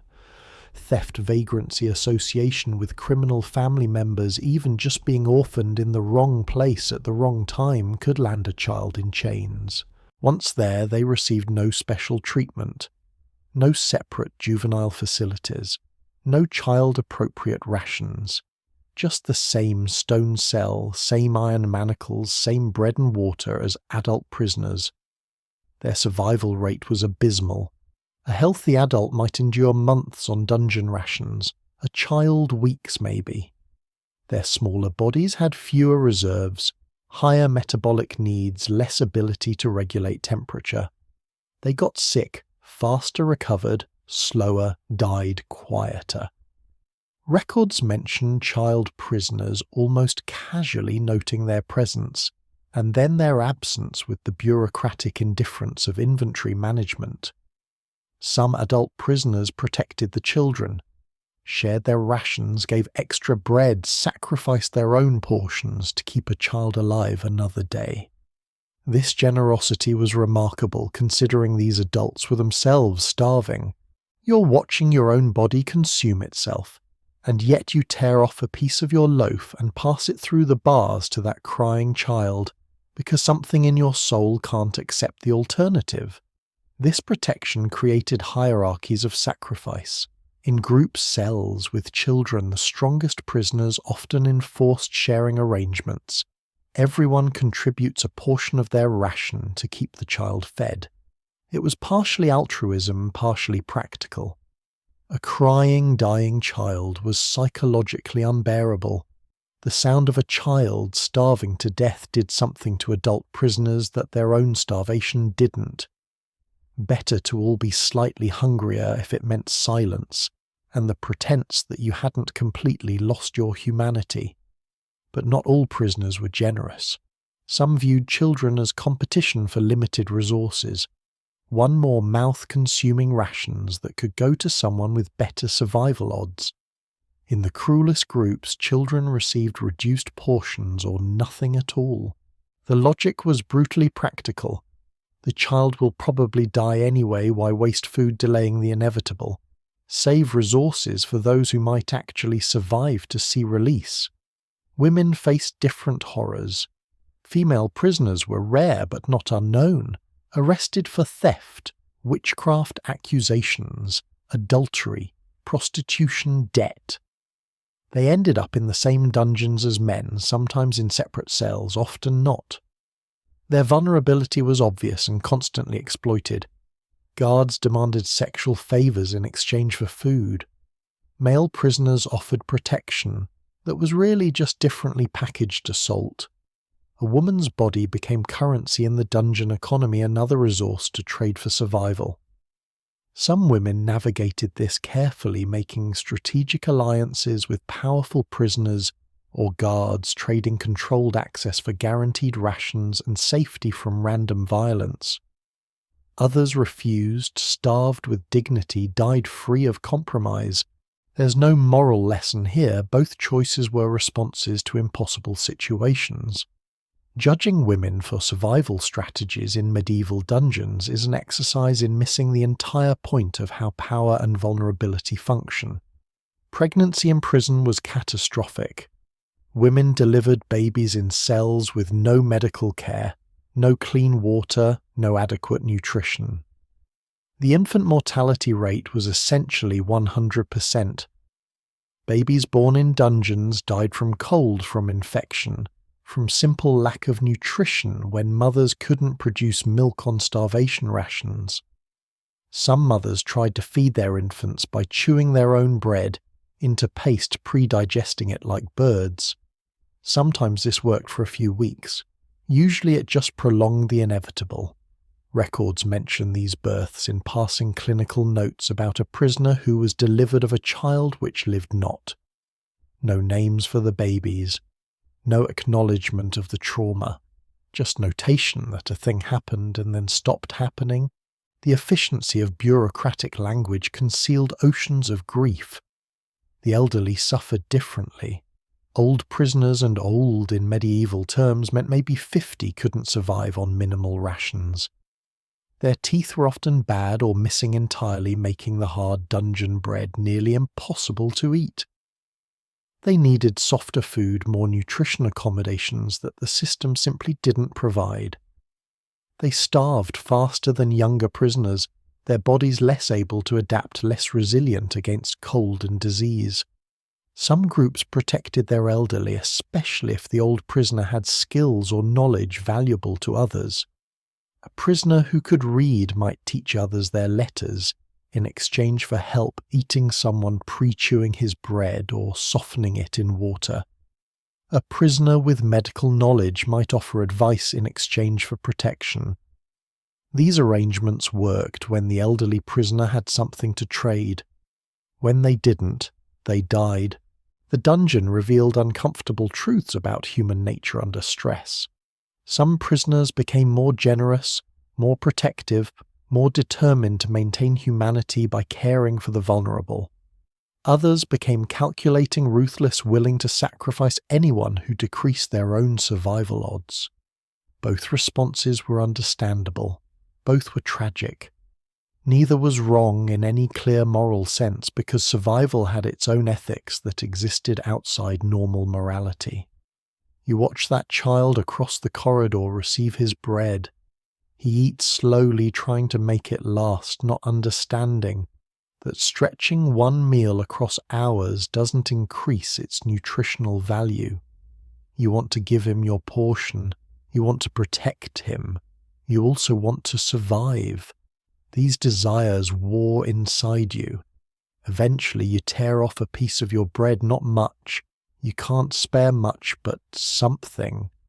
You reach through your bars and toss it across the corridor. It lands near his cell. He grabs it quickly, looks at you with something like hope, whispers thank you. You've made yourself hungrier to make him slightly less hungry. Tomorrow you'll probably do it again. Not because it's smart, not because it increases overall survival probability, just because some things matter more than mathematics, even in places designed to prove otherwise. The bread doesn't come today, or yesterday. You've lost count, maybe it's been 3 days. 4 time collapses when there's nothing to mark it, when your entire existence narrows to the question of whether food will arrive before your body gives up entirely. This isn't an accident. This isn't the baker being late or the jailer forgetting. This is deliberate. This is policy. This is starvation as weapon, as interrogation technique, as official punishment approved by authorities who understand exactly what they're doing. Welcome to the torture of withholding food, where the absence of violence is itself the violence. Medieval law technically prohibited torture. In many jurisdictions, the church had opinions about inflicting bodily harm, and various legal codes restricted what could be done to prisoners awaiting trial. But starvation existed in a convenient loophole. You weren't being tortured. You were simply not being fed. The distinction was semantic, the suffering identical, the legal cover complete. Interrogators understood this perfectly. Want a confession? Stop feeding the prisoner. Wait 3 days. Ask your questions again. Suddenly the prisoner is remarkably cooperative, willing to admit to anything, sign, anything, implicate anyone if it means receiving bread. The technique was efficient, left no visible marks, and gave authorities plausible deniability. We didn't torture him. We merely adjusted his meal schedule pending investigation. You're experiencing this now. The guard appeared this morning with questions. Simple questions, actually. Where did you hide the stolen goods? Who helped you? Who else was involved? You answered honestly, you don't know. You worked alone. There's nothing else to tell.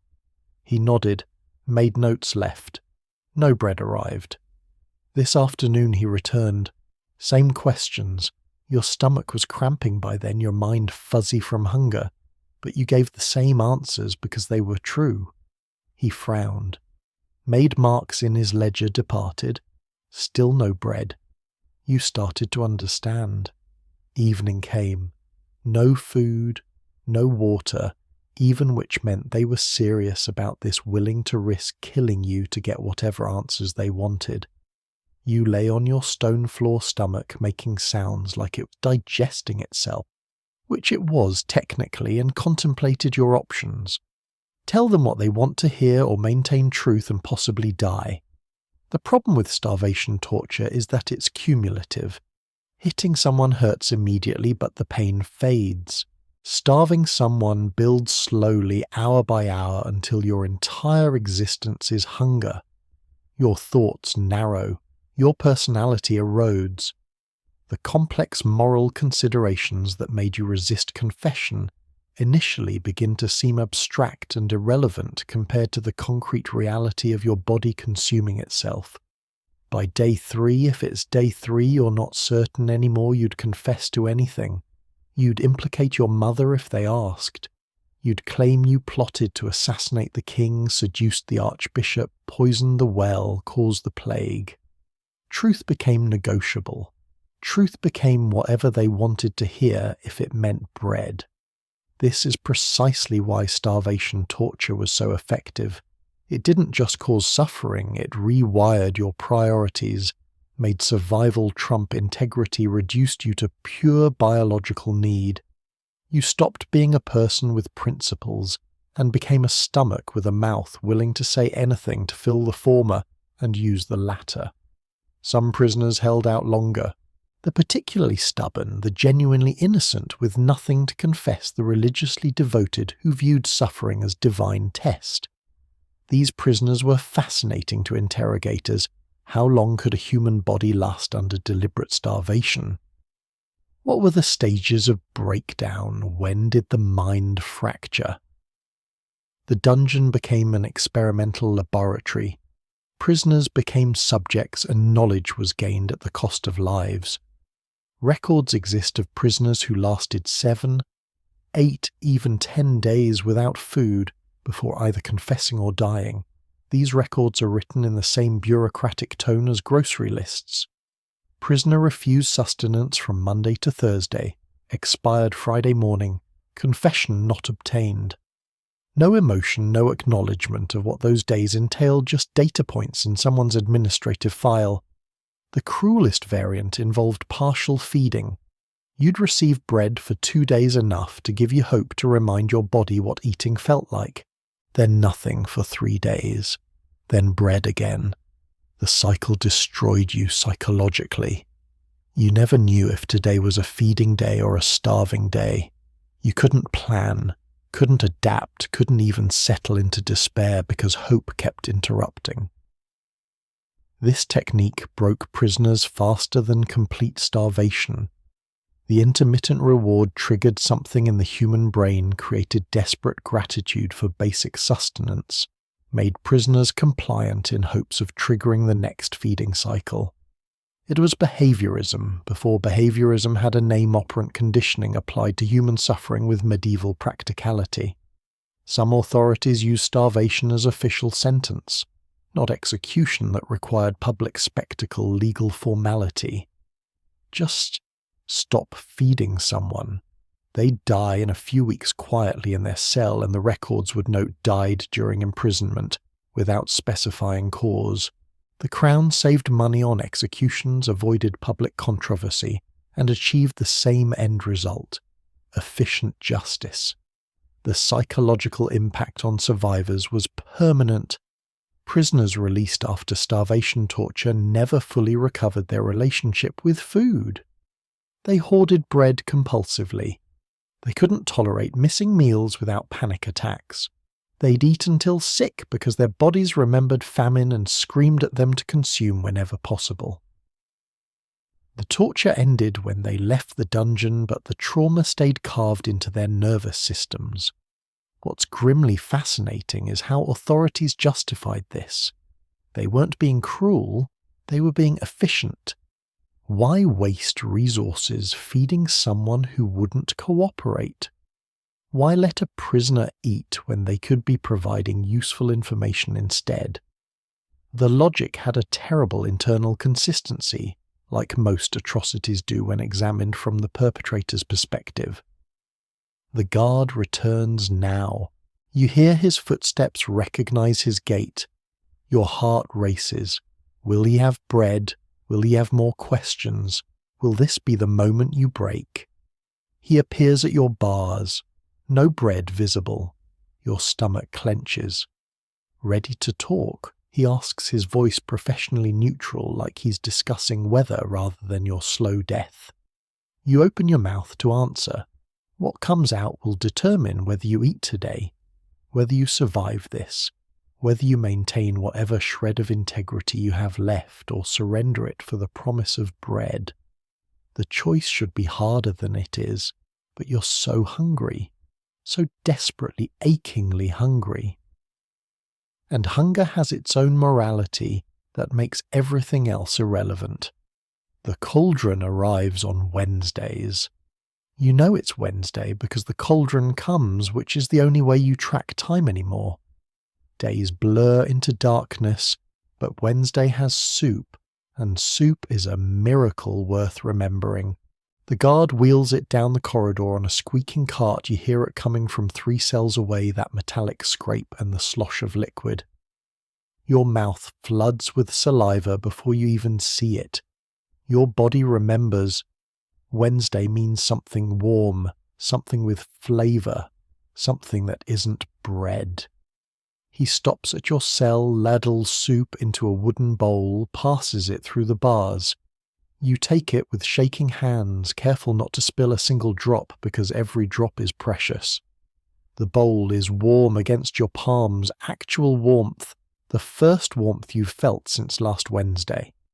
You resist the urge to drink immediately. Force yourself to breathe it in first. Steam rises, carrying scents. Onion turnip, something that might be cabbage, the ghost of meat that touched the water briefly weeks ago. Welcome to prison soup, the weekly ritual that keeps bodies functional and spirits barely alive. The recipe is simple, because it has to be. Whatever vegetables are cheapest at market get thrown in a massive pot. Turnips always turnips, because turnips are practically free and store forever. Onions if they're available, carrots if someone's feeling generous, cabbage if the crop was good. Everything's chopped, rough cooked, long broken down into a thick broth that stretches impossibly far. One pot feeds 20 prisoners, sometimes 30, if the jailer's economizing. Meat is theoretical. The soup is called meat soup in the ledgers, and technically meat touched this water at some point. A ham bone boiled for hours maybe. Scraps from the guard's dinner tossed in for flavour. The chicken carcass after the jailer's family picked it clean. You'll find no actual meat chunks in your bowl, but the liquid has absorbed some essence of animal, some ghost of protein, and your body recognizes it immediately. Your cells scream, thank you for even this molecular memory of nutrition. The vegetables are cooked to obliteration. Nothing has texture anymore, everything's soft, mushy, homogeneous. This is actually strategic. Prisoners with bad teeth, missing teeth, or no teeth can still eat soup. The elderly, the sick, the beaten. Everyone can consume soft food when they can no longer chew. Soup is democratic, which in a medieval dungeon means efficiently distributing minimal nutrition to maximum bodies. You sip slowly, making it last. Each spoonful is an event. The warmth spreads from your throat to your stomach, radiating outward. Your body temperature actually rises slightly. You can feel it, this tiny increment of heat in your frozen core. The soup is thin, mostly water, barely nutritious by any objective standard, but it's warm, and warmth is a currency more valuable than taste. Other prisoners receive their portions. You hear them through the walls, the sound of careful sipping, the occasional satisfied sigh, the silence that follows, as everyone focuses completely on their bowls. For 10 minutes the dungeon is quiet except for swallowing.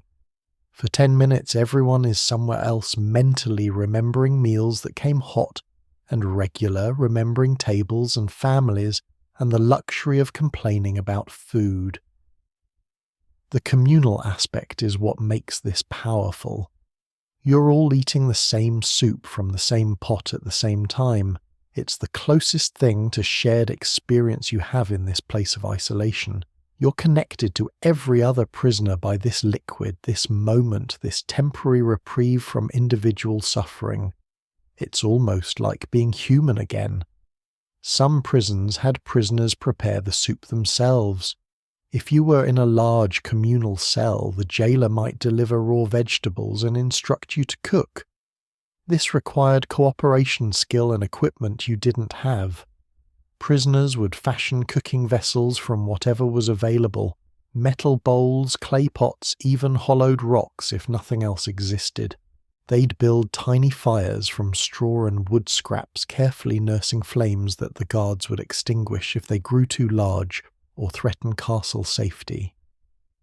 The prisoner who cooked gained status. This was skilled, labour-valuable labour.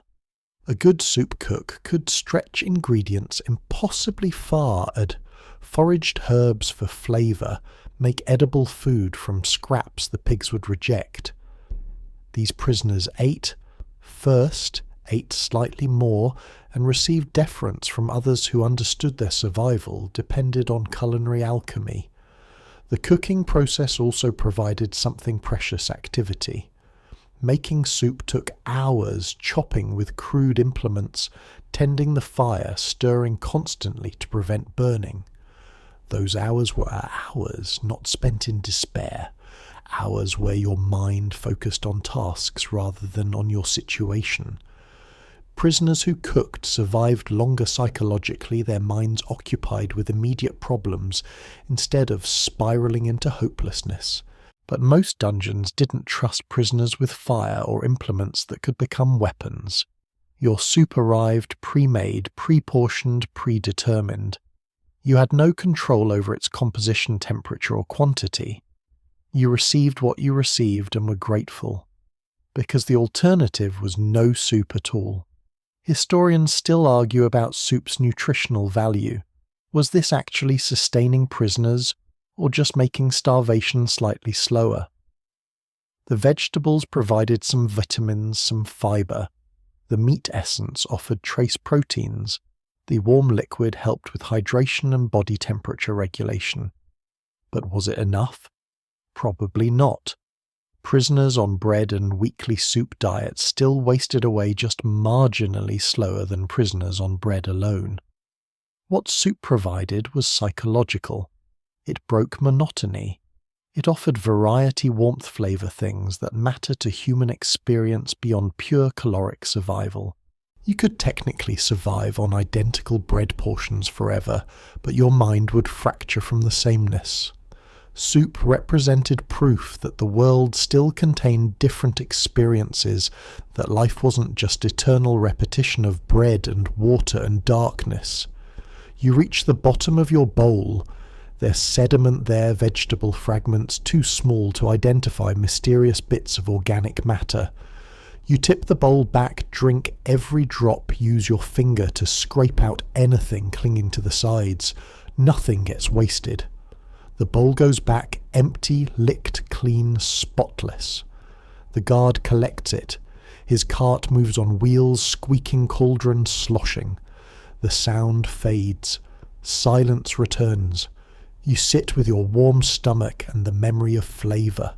6 days until the next soup. You'll count everyone. You'll survive 6 more days of bread and water because you know Wednesday's coming.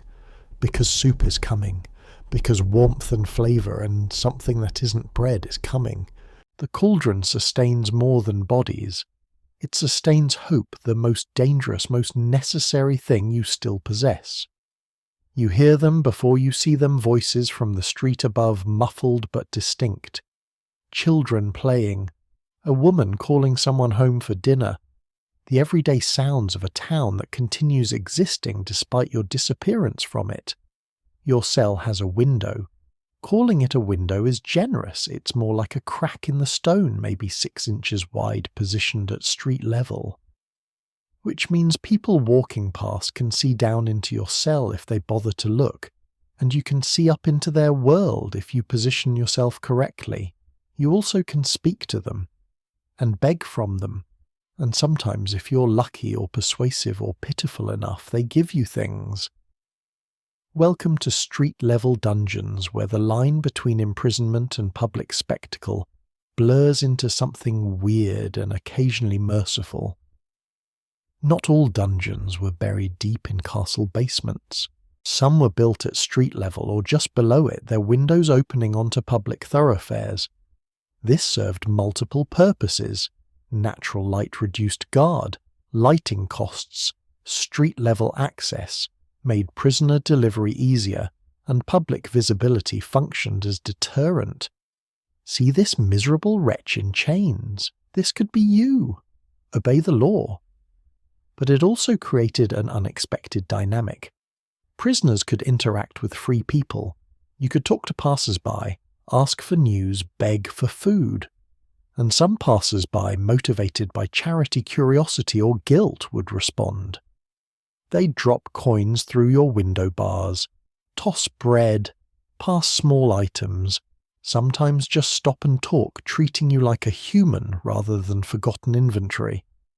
Your first attempts at begging were humiliating. You'd spent your life as a relatively dignified person, employed respectable someone who gave alms rather than received them. Now you pressed your face to the bars and called out to strangers, "Spare a crust, any food, please, I'm starving." Your voice cracked on that last word because it was true you were starving, and the truth made it both more effective and more degrading. Most people hurried past. They didn't want to see you, didn't want to acknowledge the dungeon's existence, preferred to pretend that stone building they walked by daily wasn't full of suffering humans. Eye contact was dangerous. It created obligation empathy, the uncomfortable awareness that you were a person not fundamentally different from them, just unluckier. But some stopped. An old woman, remembering perhaps her own hungry times, tossed you half a meat pie. A child not yet taught to ignore suffering dropped an apple through the bars and ran away before his mother noticed. A monk fulfilling his vows to feed the imprisoned passed bread and blessed you with words you barely heard through your gratitude. You learned techniques. Timing mattered. Catch people after church when they felt charitable, or during festivals when abundance made sharing easier. Storytelling helped explain your crime, proclaim innocence or repentance, make yourself sympathetic. Appearance counted. Look pitiful but not disgusting, desperate but not dangerous. You were performing, essentially staging your suffering for an audience that had the power to ease it. Other prisoners competed for the same street space, the same passerby attention. If multiple windows opened onto one street, you were all begging simultaneously, voices overlapping, creating a chorus of need that either moved people to mass charity or overwhelmed them into ignoring everyone. You developed informal schedules. You had the morning shift, another prisoner took afternoon. Everyone got turns at the prime evening hours when workers headed home. Some prisoners became local fixtures. The man in the corner cell who sang hymns beautifully, attracting crowds who'd toss coins in appreciation. The woman who told fortunes through the bars, offering predictions in exchange for food. The prisoner who claimed noble birth and unjust imprisonment, spinning elaborate stories that either were true or should have been for how well they worked. These prisoners ate better than others, their theatrical skills converting public space into survival advantage. What you received varied wildly. Bread was common. People had understood bread as universal food, could spare a piece without hardship. Coins were rare but precious. You couldn't eat them, but you could trade them to guards for better rations or supplies. Sometimes people gave strange things: a flower, a religious medallion, a piece of embroidered cloth. These items had no survival value but enormous psychological worth. They proved someone saw you as human enough to deserve beauty, not just calories. The most valuable gifts were information. Passers-by shared news: who won the war, what laws changed, whether plague had reached neighbouring towns. This intelligence mattered enormously. Knowing external conditions helped you understand your own situation, predict future treatment, maintain some connection to the world beyond stone walls. Ignorance was its own prison. News was freedom, or at least freedom's echo. Some charitable organizations formalized this. Local guilds or church groups established schedules every Thursday. Brothers from the monastery walk the dungeon district distributing bread. Every Sunday after Mass, the Bakers' Guild donates unsold loaves. These reliable deliveries kept many prisoners alive who would otherwise have depended entirely on jailer rations and luck. But charity was unreliable. Bad weather meant fewer passers-by, fewer opportunities. Economic downturns meant people hoarded rather than shared. During plague years, streets emptied entirely. Nobody risked approaching prison windows when disease was already killing thousands. You'd stand at your window, calling into empty streets, your voice echoing off stone unanswered. The psychological impact of street access was complex. On one hand, hope. Proof that the outside world still existed, that you weren't completely forgotten, that occasional mercy was possible. On the other hand, torture. Watching free people live normal lives while you rotted in chains, seeing children eat casually what you'd kill, for observing the world's indifference as thousands walked past your suffering daily without stopping. Some prisoners preferred deep dungeons specifically to avoid this psychological torment. Better to not know what you're missing. Better to exist in complete isolation than to have your face pressed against glass, separating you from everything you've lost. You hear footsteps approaching now. You move to your window position, your face at the bars, prepare your appeal. A figure appears, a merchant maybe carrying a basket. He sees you, hesitates. Your eyes meet. For a moment the connection holds two humans, one free, one caged, both aware of how little separates those conditions. He reaches into his basket, pulls out something you can't see what yet, but your heart races with possibility. He approaches your window. His hand extends through the bars. Today you eat something that isn't bread. Today someone remembered you exist. Today the street saved you one more time, and you'll survive until tomorrow's performance begins again. You've been staring at the door for 3 hours. Not metaphorically, literally staring, studying it, calculating. It's wood. Old wood, thick wood, but still wood. And wood is organic matter. And organic matter is technically edible. Your stomach has been empty for 5 days.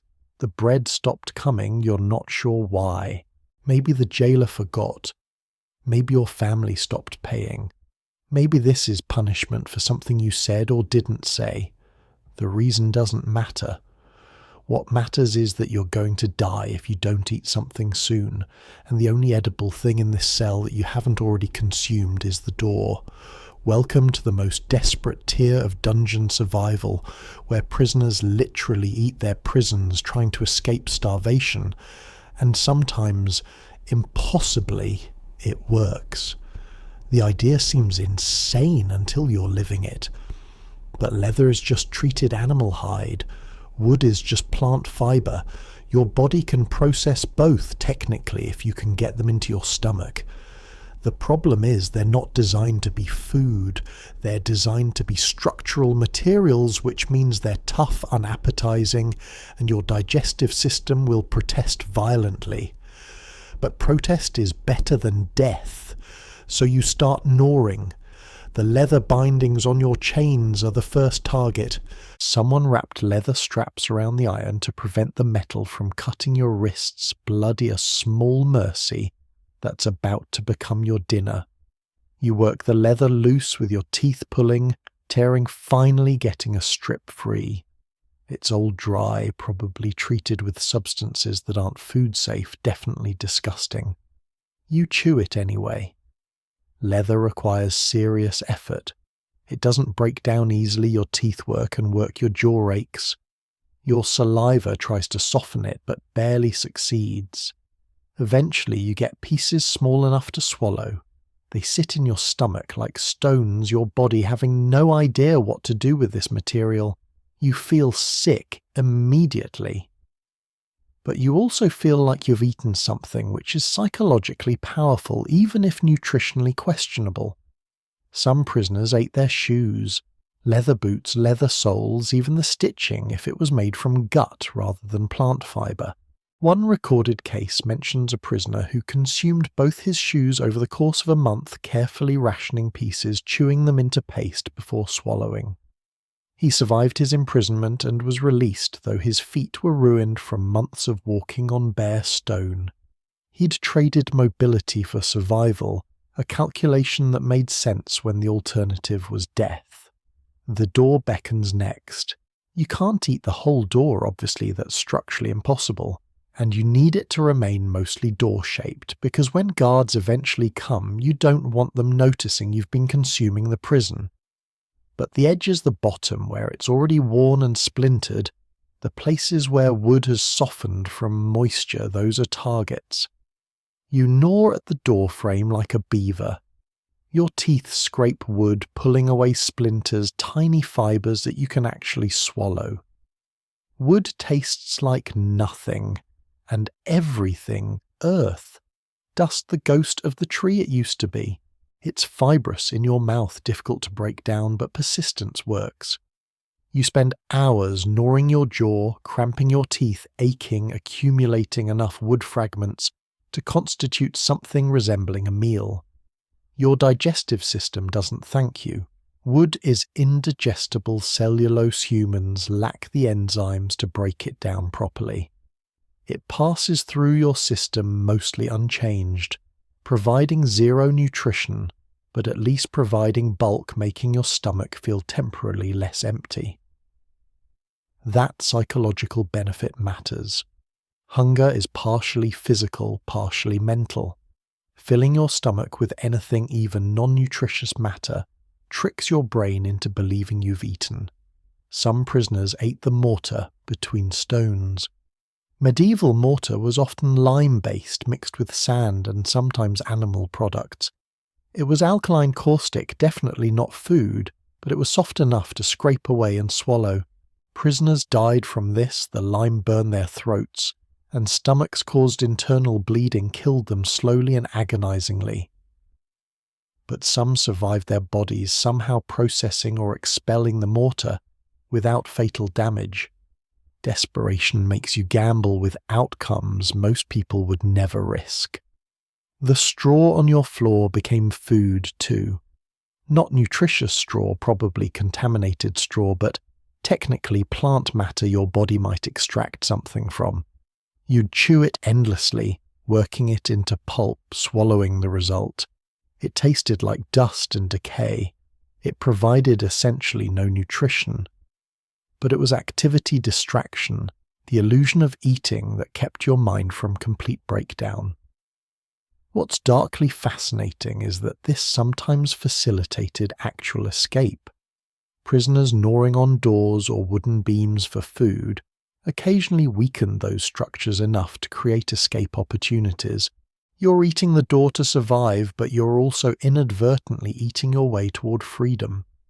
Guards would find cells with doors gnawed partially through, prisoners missing, and have to explain to superiors that the prisoner literally ate his way out. These reports exist in archives written in the exasperated tone of people who can't believe they're filing this paperwork. One famous case involved a prisoner who consumed enough of his wooden bed frame that it collapsed, and he used the broken pieces as tools to dig through the wall. He didn't plan this, he was just eating anything edible. But survival strategies and escape strategies sometimes converged in unexpected ways. Desperation creates innovation, even when that innovation is eat the prison until something breaks. Your body is now running on leather scraps and wood fibres, which is to say it's running on essentially nothing but fibre and hope. You're light-headed, weak, your thoughts coming slowly. But you're alive. You've extended your survival timeline by days, maybe weeks, by consuming materials that aren't food. The question becomes, how long can you do this? How much of the prison can you eat before guards notice? How much can your body process before it gives up entirely? These calculations occupy your mind during the endless dark hours. You inventory every potentially edible surface door chains, straw, your own clothing, the wooden bowl they used to bring soup in before the soup stopped coming. You're becoming something other than human, something more primitive, more desperate, more willing to blur the line between food and not food. Because survival stopped caring about categories, you'll eat anything. You have eaten anything. And tomorrow, if bread doesn't come, you'll gnaw the door again and call it dinner. The door bears tooth marks, now evidence of your desperation carved into wood. You trace them with your finger, proof you were here. Proof you fought to stay alive, proof that hunger can make you consume the very walls that contain you. The chaplain arrives at dawn. You recognize the sound of his footsteps softer than the guards, accompanied by the rustle of robes and the faint metallic clink of a crucifix chain. He stops at your cell. Through the bars you see his face solemn, practiced in the expression of holy sympathy. He's here to prepare you for execution, which means today is your last day, and this will be your last meal. He carries a basket covered with white cloth. The smell reaches you before he even speaks fresh bread, real bread, the kind made with wheat flour and maybe butter. Your mouth floods with saliva. Your stomach cramps with anticipation and irony. After months of starvation, they feed you properly the day they kill you. Welcome to the condemned prisoner's final meal part, sacrament part, theatre part, unexpected mercy that arrives exactly when it's too late to matter. The chaplain sets the basket down, begins his ritual. He wants to pray. First, discuss your soul offer spiritual comfort. You nod appropriately while staring at that basket, barely hearing his words about redemption and divine mercy. Your body has focused entirely on the food, every sense tuned to that covered basket, like it's the only real thing in existence. Finally, he removes the cloth. Inside a full loaf of white bread, a piece of roasted chicken, a small wheel of cheese, a flask of wine. This is more food than you've seen in months. Better food than you've eaten in years, even before imprisonment. This is a meal for a person, not a prisoner. Which makes sense. Grimly, you're about to stop being a prisoner and become a corpse. Might as well die on a full stomach. The practice of final meals was surprisingly universal across medieval Europe. Practical reasons and spiritual ones intertwined. Practically a well-fed prisoner walked to execution more calmly, required less dragging and struggling, made the public spectacle more dignified. Spiritually offering good food before death demonstrated mercy, showed that even justice contained compassion, proved that Christian charity extended even to the condemned. The meal's quality varied by crime and social status. Nobles condemned to execution received elaborate feasts, multiple courses, fine wines, delicacies imported from distant regions. Their final meals were social events attended by other nobles, complete with conversation and music. They died full and somewhat drunk, which was honestly the best possible medieval execution experience. Common criminals received simpler fare but still significantly better than prison rations. The bread was fresh. The meat was actual meat, not theoretical meat essence in soup. The wine was real wine, not vinegar. For one meal you were treated like your life had value, which made the upcoming execution even more psychologically complex. You eat slowly, trying to make it last, knowing this is the final pleasure your body will experience. The bread is soft, almost fluffy. Your teeth sink into it without effort. So different from the rock-hard prison bread you've been gnawing for months. The texture alone is revelatory. You'd forgotten food could be soft. The chicken is warm. Still warm, meaning they cooked it this morning specifically for you. Someone woke at dawn, prepared this bird, seasoned it, roasted it carefully. Your last meal required labor attention care from people who knew you'd never eat again. There's something touching about this. something that makes your throat tight even as you tear into the meat with desperate hunger. The cheese is sharp, flavorful, probably aged. It tastes like complexity, like the world contains more than bread and water and suffering. You let it sit on your tongue, dissolving slowly your taste buds, processing flavors they'd forgotten existed. Salt, fat, the tang of fermentation. Your brain lights up with pleasure, signals your body recognizing this is food, real food, the kind that nourishes rather than merely sustains. The wine is the revelation. You haven't tasted alcohol in months, and when it hits your tongue, sweet, rich, slightly spiced, you almost weep. The warmth spreads through your chest, your stomach, your limbs. For the first time since imprisonment, you feel warm from inside. The wine isn't just drink, it's memory civilization, the ghost of every good meal you've ever shared with people you loved. The chaplain watches you eat with professional sadness. He's done this before many times, witnessed countless condemned prisoners consume their final meals with this same desperate gratitude.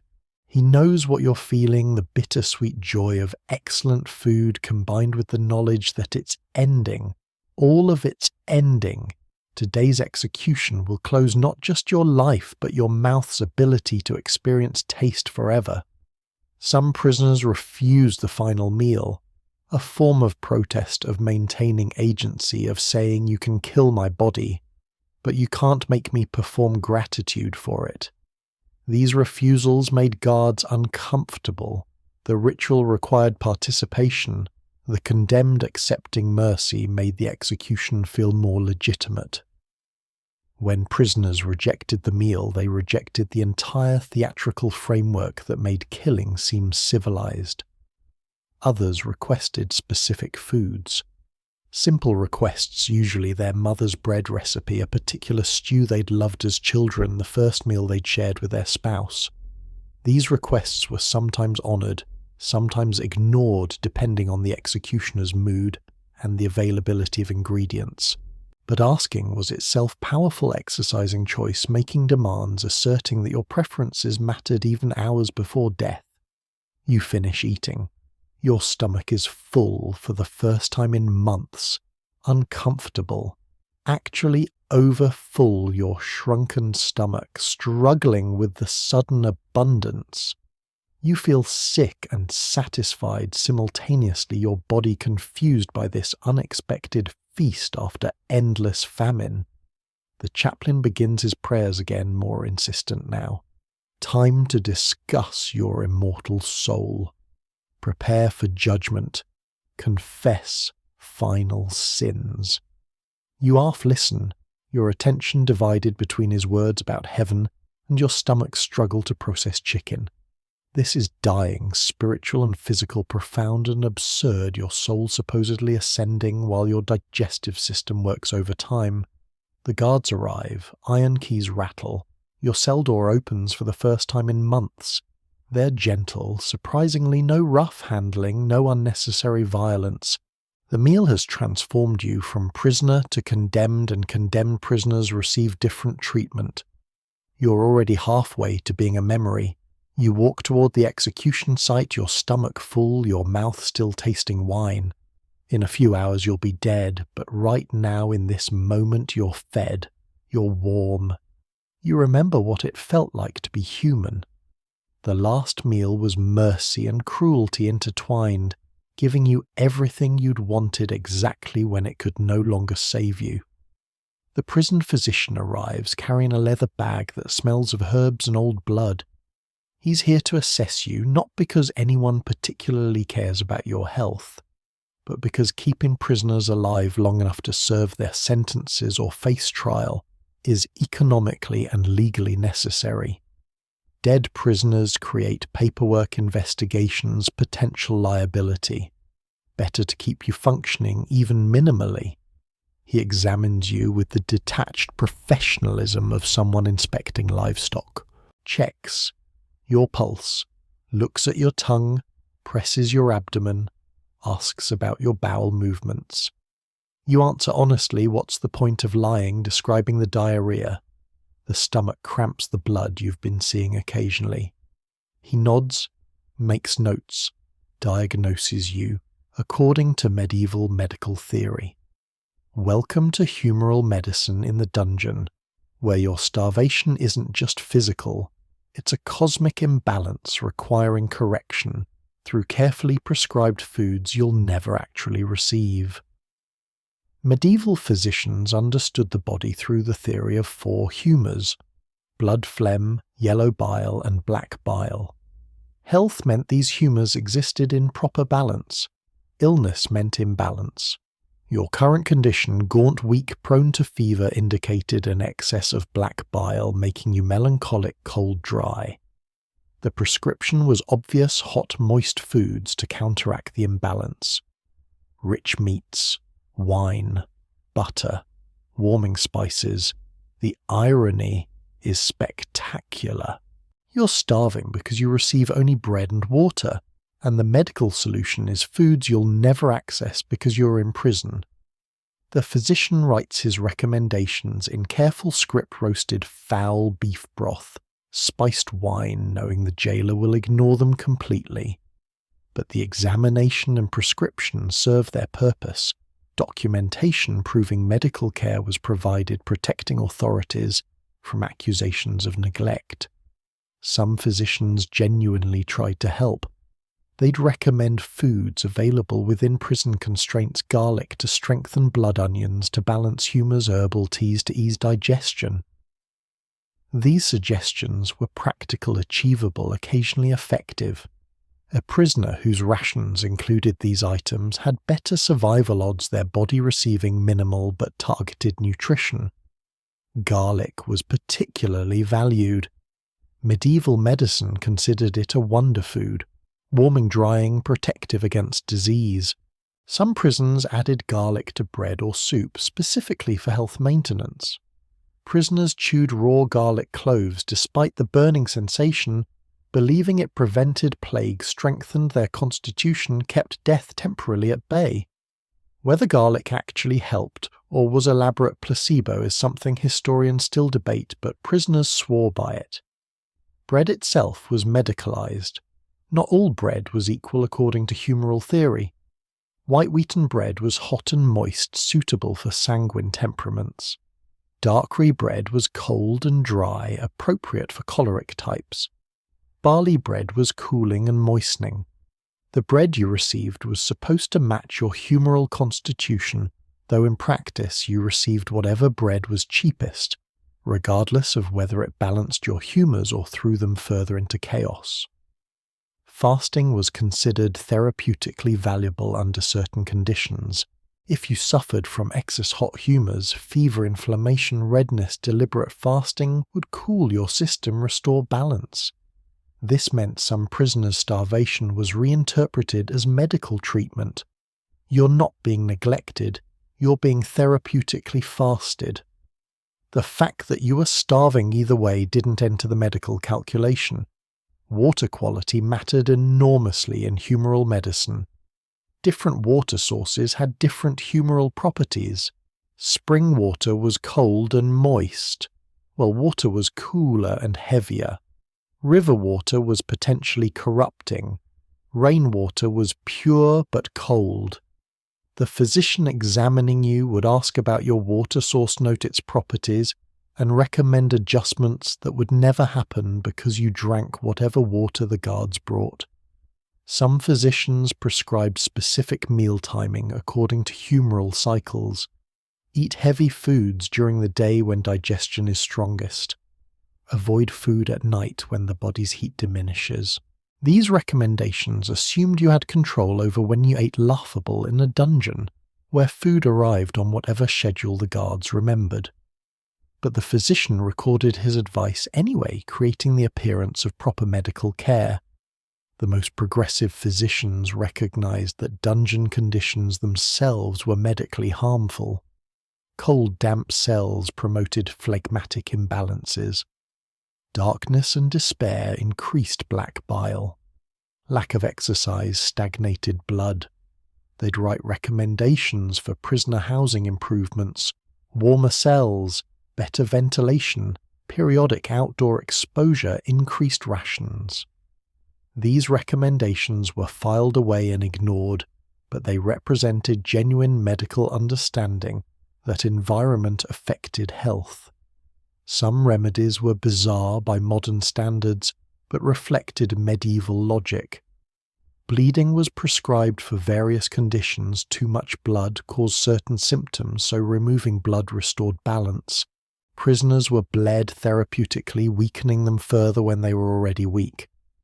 But medieval physicians genuinely believed this helped, and some prisoners reported feeling better afterward, possibly because the attention and ritual provided psychological comfort. Herbal treatments were more practical. Physicians might arrange for prisoners to receive chamomile tea for stomach problems, mint for nausea, willow bark for fever. These herbs had actual medicinal properties that modern science recognizes. A prisoner receiving regular herbal supplements had marginally better health outcomes than one subsisting on bread and water alone. The physician examining you now finishes his assessment. He prescribes a regimen: more meat, less bread, daily wine ration, herbal tea twice daily, and exercise in fresh air. He writes this, formally signs it, hands it to the jailer.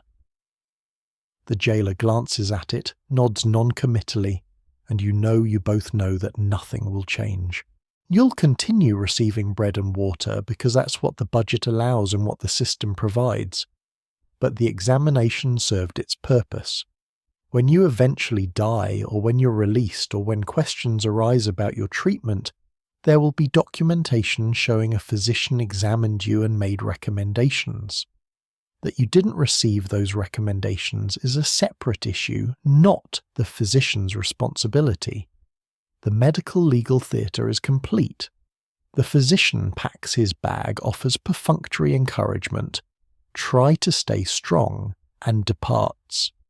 You're alone again with your imbalanced humours and your empty stomach, and the knowledge that medieval medicine understood your problem perfectly, and could solve it easily if only you weren't locked in a dungeon designed to prevent exactly those solutions. Your body remains cold, dry, and melancholic. Your humours remain tragically imbalanced, and tomorrow you'll receive the same bread and water that caused the imbalance, continuing the cycle that everyone understands and nobody fixes. At least someone documented that they tried. At least somewhere there's a record saying your health mattered, even if your actual body suggests otherwise.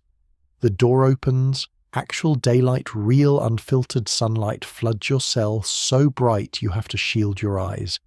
You've been in here 6 months, maybe 7. Time stopped having meaning around month 3, but your body knows it's been long enough that light hurts, that your legs barely remember how to support weight, that the guard has to help you stand because your muscles have atrophied into uselessness. You're free, he says. Simple words that don't make sense. Free, how why you don't asking might make them reconsider. You just stumble forward, chains, removed legs, shaking toward the open door and the impossible world beyond it. They give you bread for the journey. A full loaf fresh, and a flask of weak ale.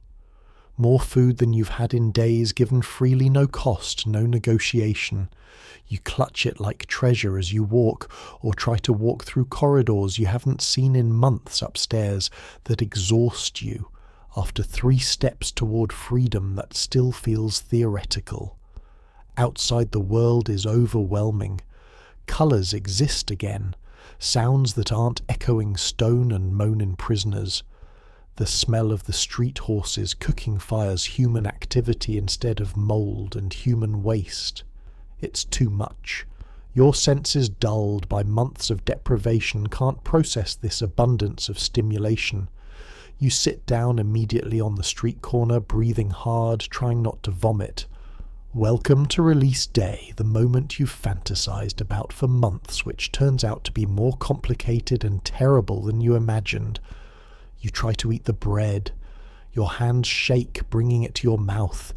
You bite down and your stomach immediately cramps in protest. Your body has forgotten how to process food normally. Months of starvation have shrunk your stomach, slowed your digestion, reprogrammed your system to survive on almost nothing. Suddenly giving it real food in real quantities is a shock your body interprets as attack. You force yourself to eat slowly, tiny bites, chew thoroughly, wait between mouthfuls. This should be celebratory fresh bread, freedom survival, but instead it's painful and frightening. Your stomach rebels with each swallow. The cramping intensifies.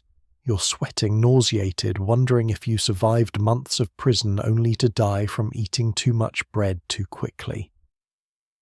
This is refeeding syndrome, though medieval people didn't have that term. They just knew that starved prisoners often died shortly after release if they ate too enthusiastically. Their bodies adapted to famine couldn't handle sudden abundance. The metabolic shock killed them, heart failure, organ shutdown complications from rapid nutritional changes their systems couldn't process.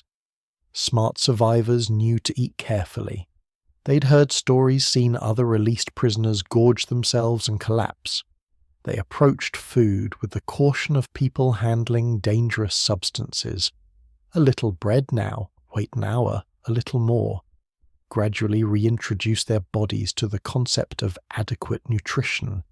This process took weeks, sometimes months. Your stomach had to remember how to be a stomach rather than a shrunken emergency organ barely functioning. But hunger overrides wisdom. You're so hungry, have been hungry for so long, that stopping feels impossible even when your body screams in protest. You eat the entire loaf despite the cramps, despite feeling progressively sicker, because some deep animal part of your brain doesn't trust that more food will come later. Eat now. Eat everything. This might be your only chance. You stumble home if home still exists, if your family still lives there, if they'll recognize the skeletal creature you've become. The walk that once took 20 minutes takes 3 hours. You have to rest every few blocks, your legs trembling, your breath coming in gasps. Your body has no reserves, no energy stores to draw on. You're running on nothing powered by will and the promise of real rest in your own bed. Your family opens the door. Their faces register shock, then horror. You've lost maybe 40 pounds.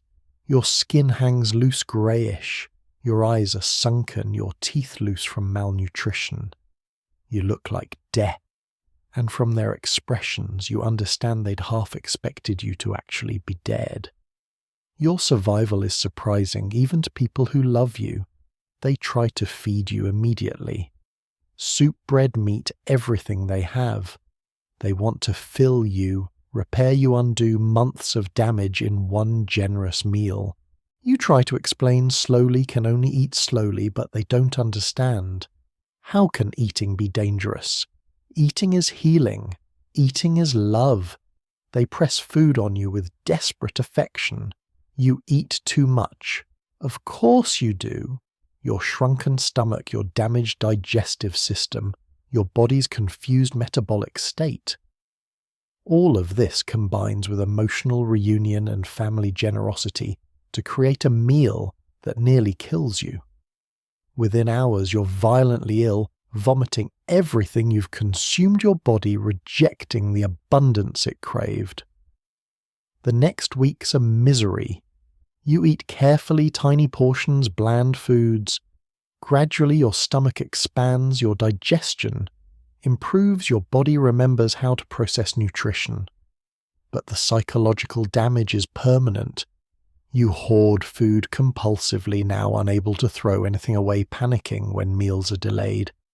You wake at night checking that food still exists in the kitchen, that the cupboard hasn't somehow emptied. You can't tolerate missing meals. If dinner is late, you experience full panic attacks, your body convinced starvation has returned. You eat past fullness, past comfort, because stopping feels dangerous. Your family watches with concern as you stuff yourself at every meal, unable to believe in future abundance because past scarcity carved itself into your nervous system.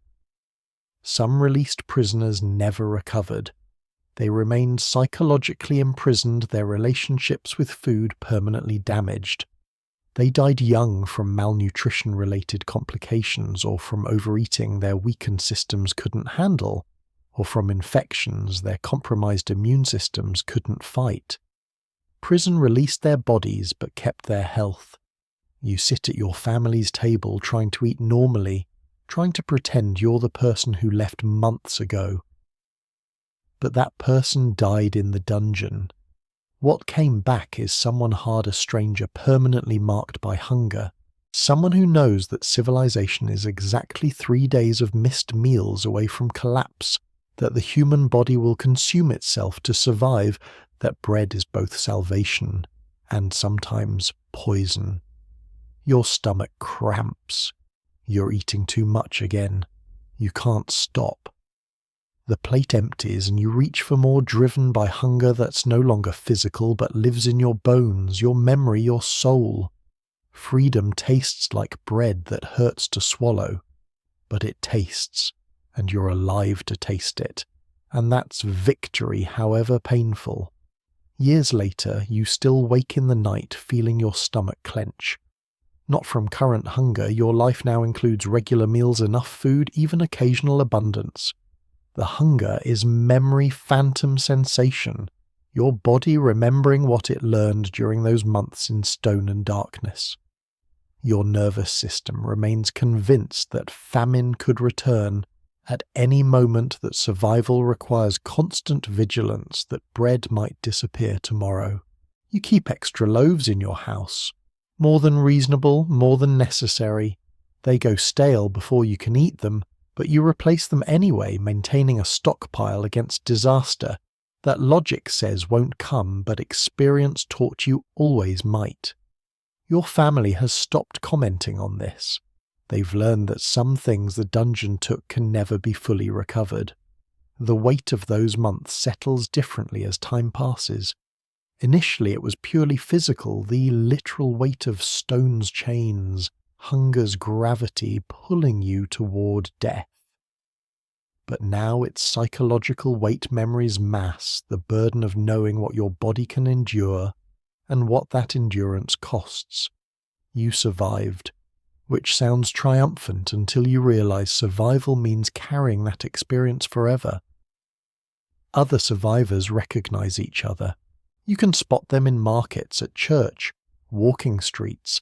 Something in their eyes, their relationship with food, the way they touch bread before buying it as if confirming its reality. Sometimes you nod acknowledgement. Sometimes you pretend not to notice, respecting the unspoken agreement that some experiences don't need discussing, because language can't contain them anyway. The dungeon changed how you understand human nature.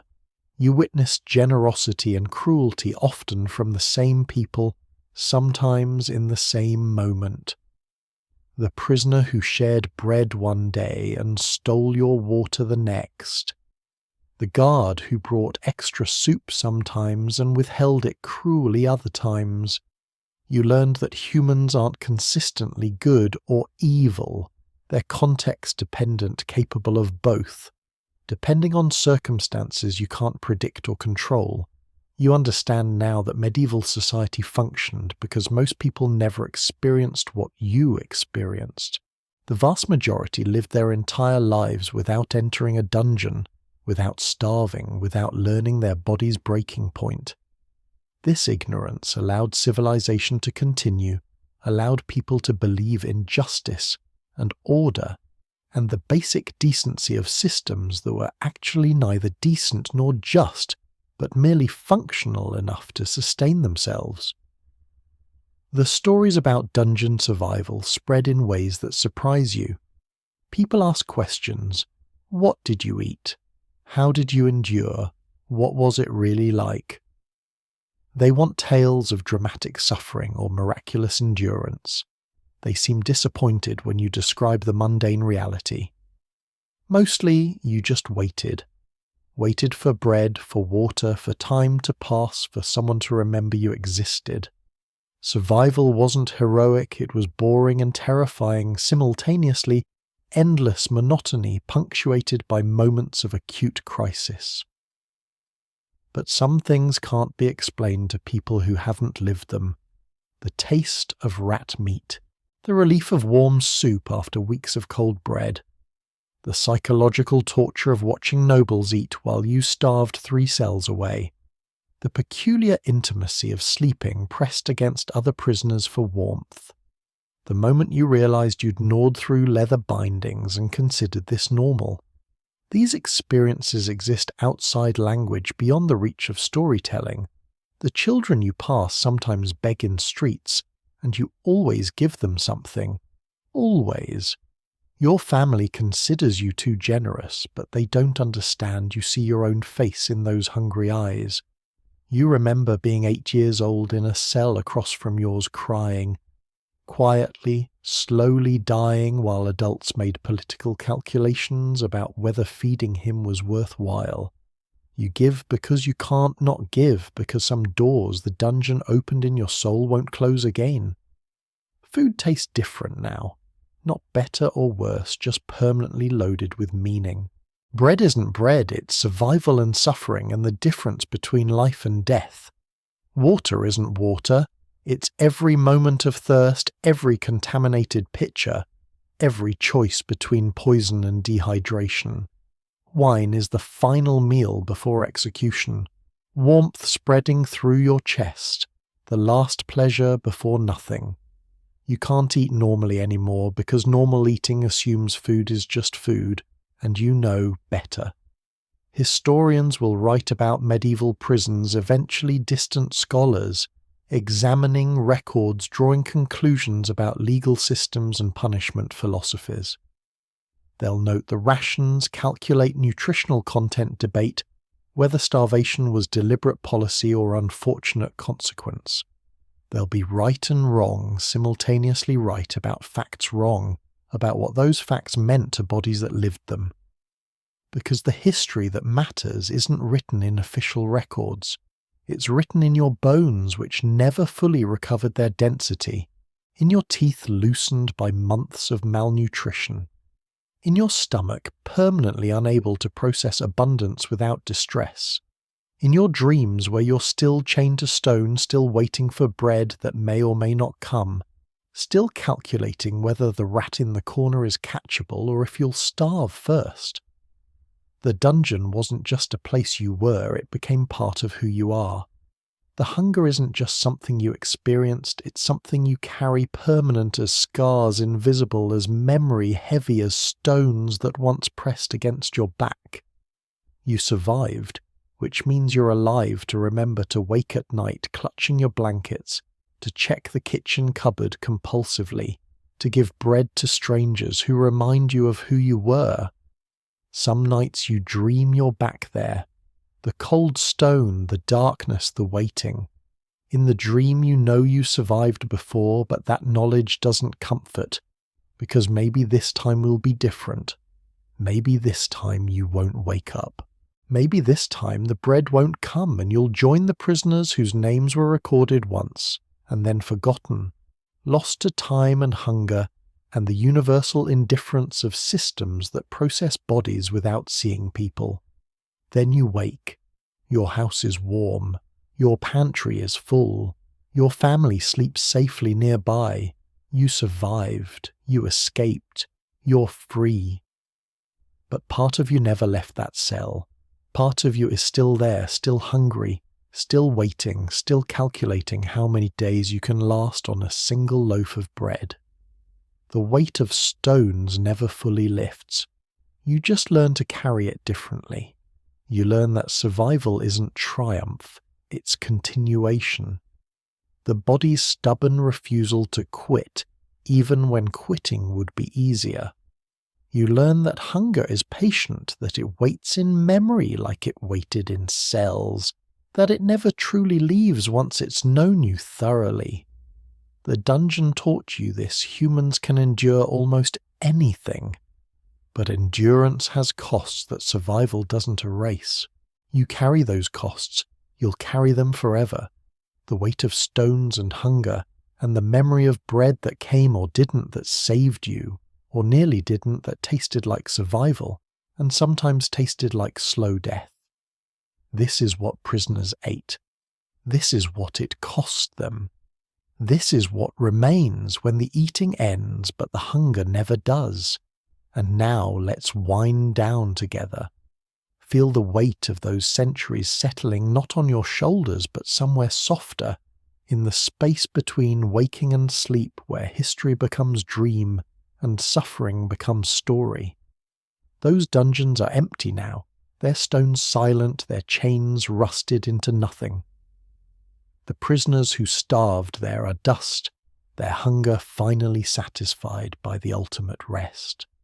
But their endurance echoes forward a quiet testament that humans survive impossible things, that bodies are resilient beyond reason, that even in the darkest stone chamber, life insisted on continuing.